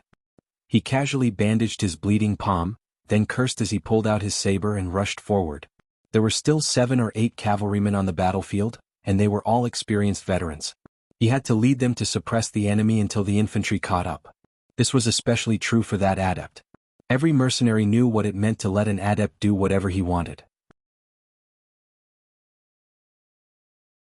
Machiavel waved his saber twice to signal his men to spread out and surround them from all directions. However, he couldn't help but feel a little annoyed. These mercenaries were veterans of war, and each of them was at least a low-level iron-ranked fighter. Yet, at this critical moment, they were cowering and trying to preserve their strength. "Follow me. Attack together." Although he was angry, Machiavel knew that he had to motivate these people. However, he didn't know that the young man opposite him had been observing him for a long time. Brando saw the erect horse galloping back and forth, and saw the knight on the horse shouting loudly. He guessed that this was the leader of the mercenaries. He couldn't help but think to himself, "It's not like I haven't fought with you mercenaries before. What's the point of being so secretive about your tactics?" Brando spat as he turned his head and pressed on the Shire's shoulder. He pointed at the man in front and said, "I see that person. Use magic arrows to attack him." The Shire quickly shook his head and said, "He's on a horse. I'm not that accurate." "It's fine. You don't have to worry about magic. If you can't hit him with one shot, just shoot him a few more times. That's not a problem." Brando turned his head to look at the 7 or 8 knight not far away. He pressed his hand on the elven sword and forced himself to calm down. He looked up and saw that the leader of the mercenaries had circled behind the rider. As expected, he raised his saber and charged forward. He knew that the leader wanted to lead the others in a charge. 30 meters. 20 meters. But Brando was waiting for this opportunity. His sword flashed and a gust of wind swept out. Machiavel saw the transparent ripple spreading across the ground. Even though he hadn't seen the royal court swordsmanship before, he knew that danger was approaching. He decisively jumped up from his horse. Just as he stood up, the wind from Brendel's sword swept across the 4 hooves of the Erect's warhorse. The tall warhorse's entire body was bent over, and its 4 limbs were all severed as it rolled forward. Machiavel gasped in the air. He could only think of one word: sword aura. But before he could finish his thought, a white light pierced through the air and pierced his chest. Then the second light hit his left shoulder, the third light hit his abdomen, and the fourth light brushed past his body. Machiavel was forced to change directions 3 times in the air before his corpse was finally tossed far away into the sand and stopped moving. This turn of events caused the 7 or 8 riders to pull on their reins. They weren't shocked by Machiavel's death, but because of that sword aura. Temple Knight? The mercenaries' expressions changed as they guessed who that terrifying youth was. "That was a good shot." Brando sheathed his sword. It's all thanks to my lord," the Shire replied with a straight face. Brendel smiled and raised his head to look ahead. Although the enemy was now stunned, he was far from being able to relax. There were still more than 100 nobles' private soldiers moving in the forest of spears behind him. He exhaled and went through his plan again in his mind. He stared at the north and realized that the only chance to break through was in that direction, but he wasn't sure if he could grasp it. He could only point forward and order, "Gargoyle, WSRY, Witchcraft, advance." Brando thought to himself, "Since there's no attack command, I'll just use the movement command." The Golden Apple Lord stood on the high ground and looked at the scene from afar. His face was as ugly as it could get. Even though they weren't elite soldiers, they were trained by him. Especially Machiavel, who was a valiant general under him. Even though he was a little rough around the edges, it was an undeniable fact that he was strong in battle. The Highland Knight is indeed the Highland Knight. I didn't believe the rumors of the White Knight Regiment's strength, but now it seems like it's true. The industrialist Sir Burnley said with a smile. "It seems like Earl Dunn is doomed this time. Let's see if that tiger dares to take this hot potato. But it's not good for us if he gets a dead man, not to mention there are still 2 women that we haven't seen yet. What I'm curious about is why he wants to kill that jester. If he's really from Butchie's militia, taking him as a hostage would be a better strategy. What a pity, I thought I could rely on a big tree." Burnley pretended to sigh, but there was a smile in his eyes. "Actually, it's not a good thing to be in such a hurry. There's still a lot to see between the royal family and the White Mane Army. But this young man is either an assassin or he has other motives. If he didn't kill for the sake of killing, then I think there's something wrong with that sword. The Golden Apple Lord held the reins and looked forward. That elven sword? Just as he was about to nod his head, he saw his private soldiers in the distance move to the sides in an uproar, like a tide that could not be avoided. Startled, the Golden Apple Lord suddenly saw a gargoyle rushing towards him through the crowd. His words came to an abrupt halt as he subconsciously tightened his grip on the reins, intending to turn around. However, due to his nervousness, he exerted too much force, causing the warhorse to neigh and stand up. "My lord, be careful." The gargoyle was above level 20 and its strength was equivalent to a level 1 warrior. Furthermore, it was known for its defense and flying ability. It was like a tiger entering a flock of sheep when it charged into the ranks of the noble's private soldiers. Especially when it came to these gigantic monsters, the humans had an instinctive fear. After all, not everyone could recognize that it was the work of a Buga wizard. There were even some who shouted in fear, "Flying dragon." Originally, Brando had expected the gargoyle to cut through the weak formation of the soldiers, but he knew that he didn't have much time. The noble's private soldiers were only temporarily confused, and no matter how strong the gargoyle was, it wouldn't be able to fight against 100 of them. In fact, if the opponent was well trained, it would be a problem to fight against 10 of them. He had to spread the chaos and not let these people have time to stabilize themselves. Brando immediately shouted, "The Shire, follow me and cover me." As soon as he finished speaking, he had already rushed forward. The gargoyle plowed a path through the crowd. The soldiers on both sides wanted to rush forward to block the path, but Brando swung the elven sword forward with all his might. A gust of wind swept through the crowd like a scythe, and a row of 7 or 8 people in front fell down like wheat stubble. The people behind were shocked and no longer had the heart to continue fighting. They quickly retreated, and at this moment, the path opened by the gargoyle became wider. If Makavu was still around, he might be able to suppress them, but now the noble's private soldiers were like a group of dragons without a leader. Brando and the Shire took the opportunity to pass through the forest of spears. As for those who wanted to follow after them, the Shire naturally wouldn't be polite to them. He still had 2 bottles of mana potion and magic arrow was a cheap and useful spell. Brando raised his head and vaguely saw a group of nobles standing on a hill not far away. His sharp eyes saw Sir Burnley among them and immediately ordered loudly, "Gargoyle that fatty airy, witchcraft, seize." But before he finished speaking, he suddenly saw a group of knights charging out from the left side of the battlefield. These knights were all wearing dark blue armor, pointed hats, and a set of silver breastplate with a white mane fluttering behind them. They were the light cavalry of the White Mane Army. At that moment, both sides on the battlefield understood that the tiger Luke Besson had arrived. "Bacchus, Terran, take down that Madara spy." Even in the midst of the army, Luke Besson's calm voice was clear enough to make everyone's heart skip a beat. Just as he finished speaking, 2 tall knights rode out from the left and right and charged towards Brando. Good timing. Brando snorted in his heart and activated charge, and in an instant he flashed past the 2 of them. Bacchus and Terran were slightly startled, and when they turned around they realized that the young man was already 10 meters behind them. Actually, it wasn't just them, most of the White Mane soldiers were also startled. Bacchus and Terran were captains, and although their strength was only at the lower tier of iron rank, they shouldn't be so easily shaken off, right? Luke Besson's eyebrows twitched. Charge? Is this young man related to the Sun Knight? He immediately raised his right hand. "Austin Schick, stop him." Another 2 riders rode out side by side. Even though most of the White Mane soldiers were mounted infantry, the captains were still skilled in riding. They arrived in front of Brando in an instant, but what made everyone's jaw drop was that before the lower-ranked soldiers could cheer for their captains, Austin and Schick were already sent flying.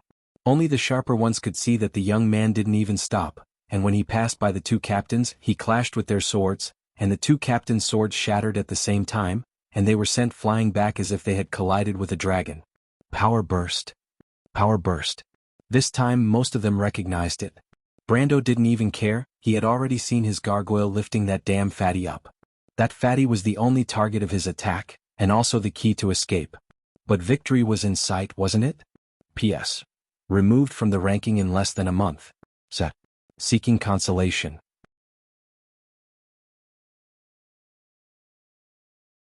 Chapter 66. With a shrill scream, the gargoyle swooped down and grabbed Burnley's shoulder with its hook-like claws, lifting the ball-shaped body into the air. The industrialist did not react at first. He waved his arms and legs in a panic and wanted to shout, but when he saw the situation he was in, he was so scared that his face turned pale and he could not move. Everyone looked up. Although they despised him, they knew that they would not fare any better if they were in his shoes. Brando held his sword with one hand and stood in front of the army. He waved his hand without turning back. Gargoyle, you witchcraft, come back. When he turned around again, it was as if the tide of the ocean had receded. Under his gaze, over 100 people actually took a step back. As soon as the noble's private soldiers retreated, they revealed Seal, who was being held back by countless spears. Don't move, I surrender. The young adept immediately raised his hand when he saw this, indicating that he had no intention of resisting. I say, this guy should have some backbone, right? Brando could not help but sigh and shake his head. But Charles acted as if he did not see it. Instead, he winked at him, meaning, the rest is up to you, my lord. I've done my best. It was a good thing that Brendel was not angered to death. At this moment, the white-maned riders entered the battlefield and formed a semicircle behind Brando. They seemed to want to take over control of the situation from the noble's private soldiers. The Golden Apple Lord wanted to curse when he saw this scene, but he had lost Makavu, and Burnley, who had been giving him advice, was suspended in the air. His other captain, grandson, was attacking the castle. He had no one to rely on other than a bunch of random people. He endured it and rode up alone. In fact, he was sweating profusely. He almost thought that the gargoyle's charge was directed at him. But why did that young man grab Burnley? The Golden Apple Lord came to the encirclement with doubts in his heart and stood opposite of Luc Besson with a group of nobles. Both sides did not talk much. Or rather, there was nothing to talk about. The conflict between the Grimoires nobles and the local army had been going on for a long time. There was no need for formalities.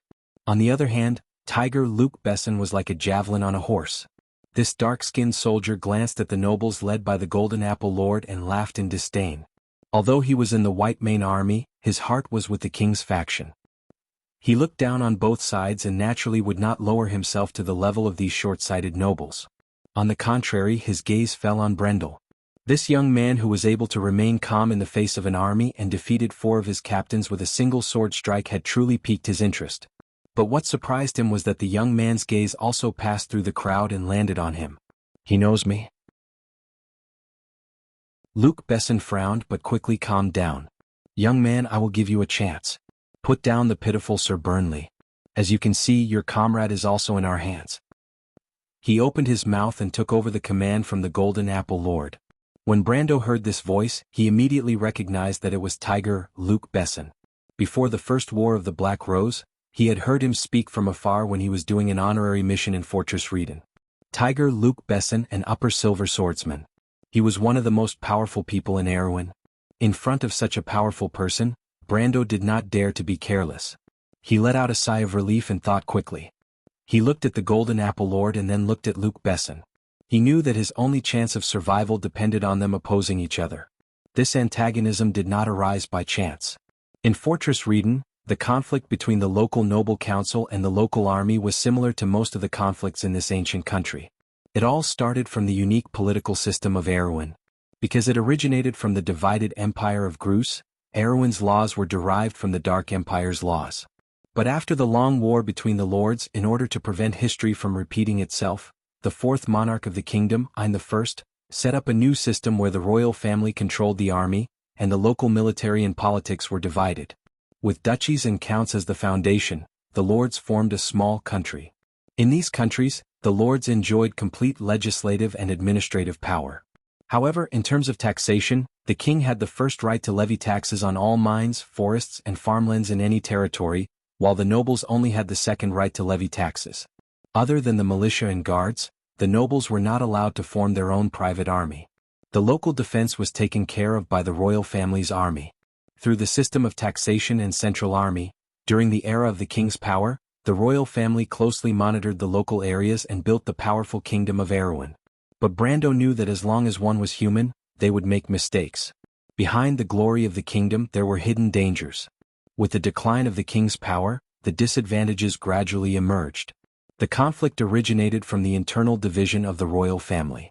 About 60 years ago, when the devout believer Edward ascended the throne, Erwin entered the era of the Corvado dynasty. Duke Erek, who also had the right to inherit the throne, had always held a grudge. When the internal division of the royal family was divided, the local army began to have different factions. And when the royal family found that they could not effectively control the large army, the central authority in the local areas began to weaken. In fact, ever since the year of the cave beast, the king's taxation officers could not even enter a third of the territory. It was clear to see how much the royal family's authority had weakened. He knew that ever since Duke Erek had taken over his father's position 11 years ago, he had forced King Oberg VI to change the new defense laws. The only military forces under the royal family's control were the Imperial Guards, Cypher's Black Blade Squad, and the 11th Free Cavalry Company stationed in Ampere Seal. Based on this background, the royal family's influence on the local areas became weaker and weaker. But even so, the local areas were not monolithic. The local nobles and the local army's struggle for power was becoming more and more intense. Just like in Grimoires, the feud between Count Pulla and the Grand Duke of Grimoires had long been a topic of gossip. And in Fortress Rieden, this conflict was manifested between the Golden Apple Lord and Luc Besson.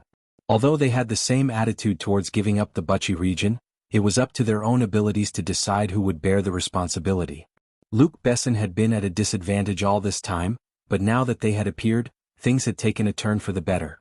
This change was whether or not he was part of the Bucci militia. As long as they were here, the excuse prepared by the Golden Apple Lord would become a lie. Deceiving the king was not a small matter. Although the royal family was the royal family in name, the central authorities' reprimand could be used as an excuse for the nobles to attack each other. After thinking about this, Brando realized that his life was not in danger for the time being. Maybe the Golden Apple Lord would want him to die, but that would have to depend on Luc Besson's agreement. Brando suddenly felt a little sad. He already knew all of this, but he could not explain it to Freya.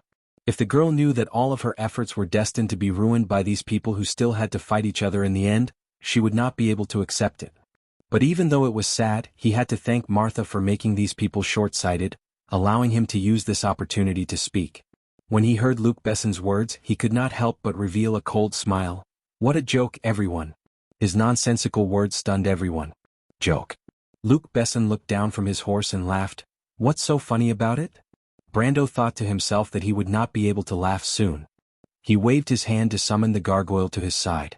Then he threw the elven sword from his left hand to his right hand. Sir Luc Besson.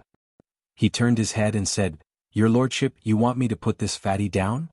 He patted Burnley's face with his hand, and he could not help but think of the scene when he first saw these people 1 or 2 hours ago. The scene where Earl Dunn took away his sword and raised it. These memories flowed through his mind like water, calming him down.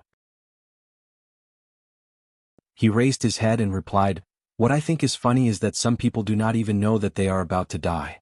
Do you really think that Fortress Rieden is safe and that Madara's army does not dare to step into Erwin's territory? Madara? Luc Besson and the Golden Apple Lord were stunned again. Kid, what are you trying to say?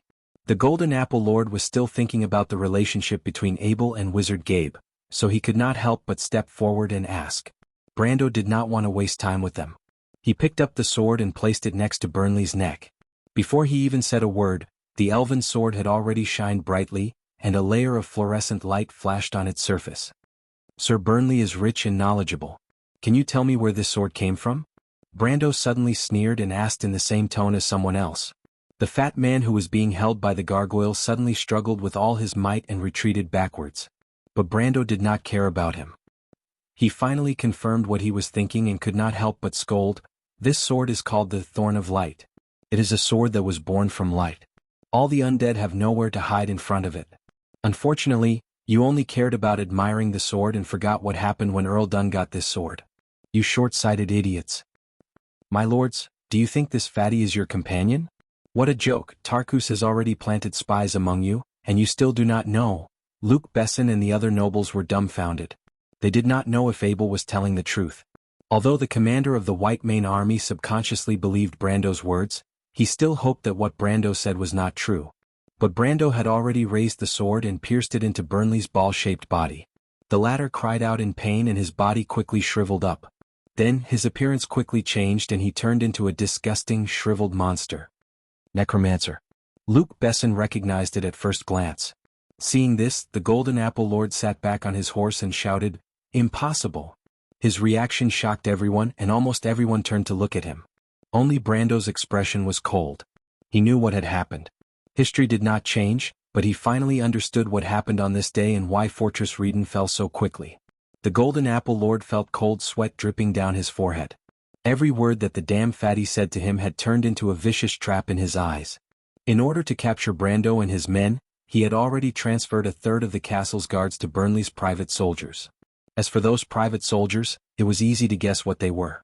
While they were hesitating, they suddenly saw blue flames shooting up to the sky from the west and northwest of Fortress Reden. There was no need for words, everyone knew what had happened. At that moment, the Golden Apple Lord could not help but feel dizzy. Retreat, retreat quickly. Go to the east gate.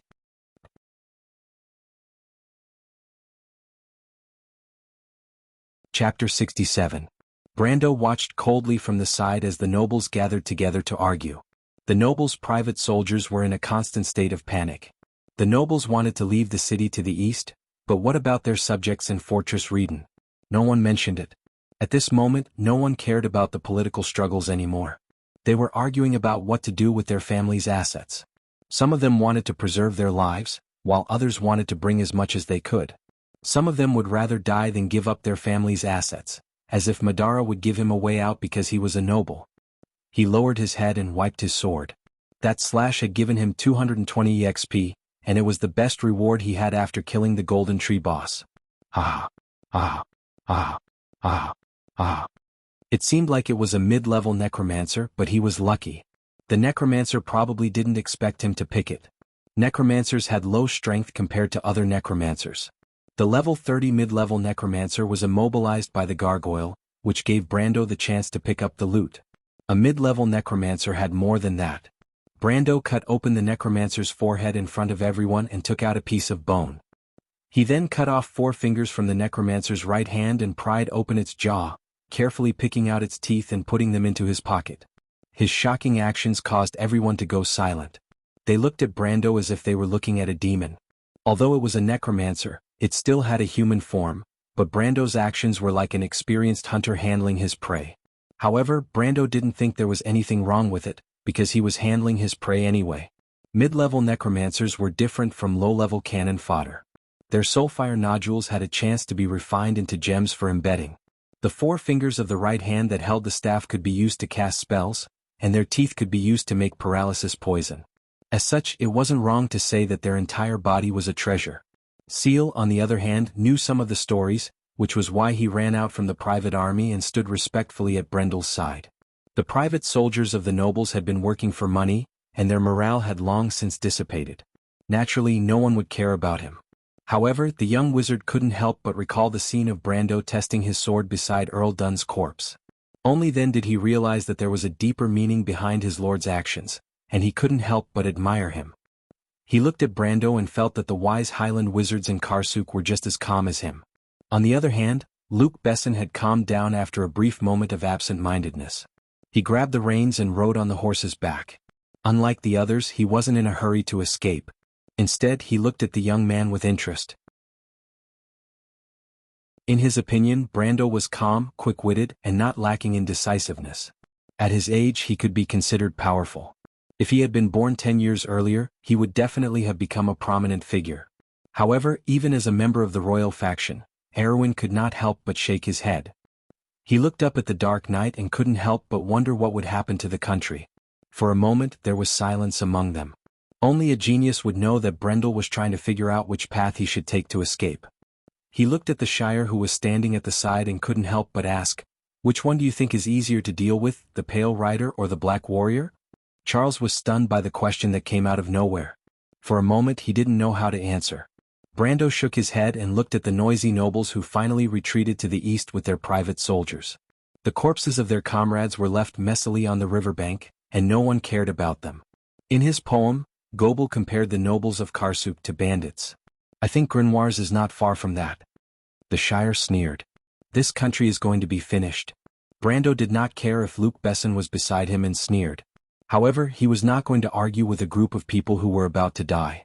These guys went out from the east and bumped into Tarkus's most capable general, the famous dragon's calamity, Lord Tamara. Brando was wondering why these people would die in history. Now, looking at their stupid decision, it was not that hard to understand. "You're not going to run?" Luc Besson asked as if he did not hear Ren's words. Before Brando could answer, there was a sudden gust of wind in the sky. Everyone looked up instinctively and saw two huge humorous WRs, one in front and one behind. They grew bigger and roared over their heads. At that moment, everyone present was scared stiff. It was an indescribable feeling. The terrifying yet elegant undead flew across the sky. Purple flames burned between the grayish-black bones, burning out from between the ribs. Every flap of its huge wings produced a heavy gust of wind. As it flew over everyone's heads, the purple flames left a long trail behind. The wind pressure made everyone's scalp numb, as if they heard a piercing scream from the bottom of their hearts. The scream itself was like a long nightmare. It bred the breath of corruption and despair in people's hearts. It was as if white bones were growing out of the dark ground, and the rotten tendons were covered with white maggots. The withered land stretched as far as the eye could see. The sky was gloomy, and one was standing alone in the middle of this gray plain. Brando almost quivered before he recovered from this state of mind. He could not help but exclaim in his heart. This was the aura of fear of the skeletal WRMS. Just by flying over, it had such a huge impact on the people present. He could not help but look around. He saw the warhorses on the riverbank fleeing in fear, or kneeling on the ground. Then he saw Luc Besson. When the latter realized that Ren had also woken up, he could not help but be stunned. "Come with us, young man. As you can see, the strength of an individual is very small in the face of such a level of power." Brando looked at him and shook his head. He could not trust this guy now. Moreover, in history Luc Besson was dead. He did not want to touch the bad luck that he had.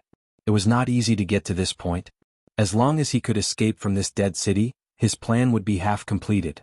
After that, he could peacefully kill monsters and level up and then wait for Erwin to reach his end.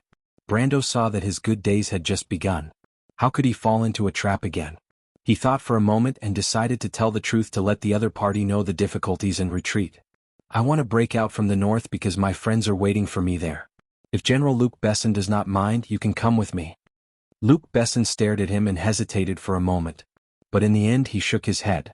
Blue flames were burning in the north, northwest and west, indicating that the undead army was invading from that direction. Although he appreciated this young man, he would not sacrifice himself. But Brando did not tell him that at this time, except for the east, the other directions were about the same.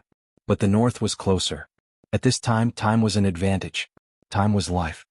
He patted the Shire's shoulder and replied, "In that case we will take our leave first. If fate wills it, I hope we can meet again." In history, although Luc Besson was not much different from ordinary nobles, at least he was a capable person. And he was one of the few people in that era who thought of the concept of a country. Subconsciously, Brando did not mind if he lived. But he looked at the other party and did not say anything unnecessary.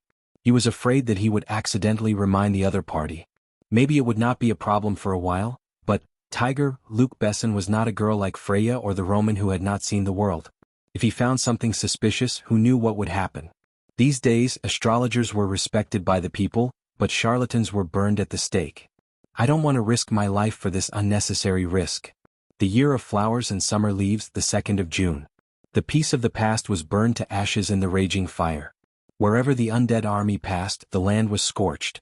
Countless people lost their lives, their families were broken, and their families were destroyed. When people found out that praying could not save them, and that the only people they could rely on were the nobles who abandoned them, a long scar was formed. This kind of distrust began to spread from the war zone to the rear. But Brando knew that this was only the first step towards Erwin's end. The news of the fall of Fortress Reden only reached Fort Vermeer 6 days later. At this time, Tarkus's flanks were already threatening Ankes. The entire Fort Vermeer and Fortress Reden defense line seemed to have been destroyed in an instant. Only a lonely fortress was left struggling to hold on. On the 11th, news of the undead army in Viro's direction reached Corvado. On the second day, Oberg VII secretly met with Madara's envoy. On the 13th, Ampere Seal's Free Merchant Alliance announced their participation in the war. On the 14th, Madara's envoy formally met with Oberg. On the 20th, the front line stopped fighting. Then, both sides formed a diplomatic group and the war entered a long period of negotiations. But the war continued to move forward at a slow pace. In the first month, the front lines seemed to be struggling in a quagmire. Madara's army fanned the flames everywhere, and Erwin's slow response often caused them to suffer huge losses. However, the royal family was happy to see such a loss. Thus, the negotiations were further delayed. On the 5th of the 7th month, Madara's army entered Randner and met with Ampere Seal's mercenaries for the first time. History's Battle of Klingenberg began. Insursta became famous in this battle. Under the protection of the artillery, the Black Knight under his command tore apart the flanks of Erek's mercenaries time and time again, and finally settled the battle. After that, Madara's army triumphantly advanced, and even reached the capital of Randner at the furthest. In this series of battles, Insursta, Tarkus, Wayland, Ogiest, Greta and many other young names shone brightly. Only Brando knew what these names meant in the future. But history continued to move forward. On the 16th of the 7th month, Oberg VII once again met with Madara's envoy. 3 days later, the negotiations finally came to an end, and the First War of the Black Rose came to an end. However, this war started like lightning and ended like lightning.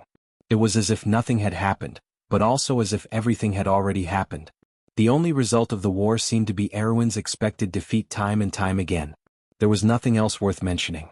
But after that, for a period of 10 years, Butchie no longer belonged to the people who once loved that land. P.S. I was too excited to see Hey that I forgot the time. == tragedy. When the big picture of Hey comes out, should I give you guys a big celebration? You're tuning in to the Han Lee's Wuxia Chronicles YouTube channel. We're so grateful for your support, and don't forget to subscribe to join us on this incredible journey through captivating stories. Your generosity through donations truly makes a world of difference, as it's the primary source of revenue that allows me to expand and enhance this channel for you. Thank you from the bottom of my heart for being a part of this adventure.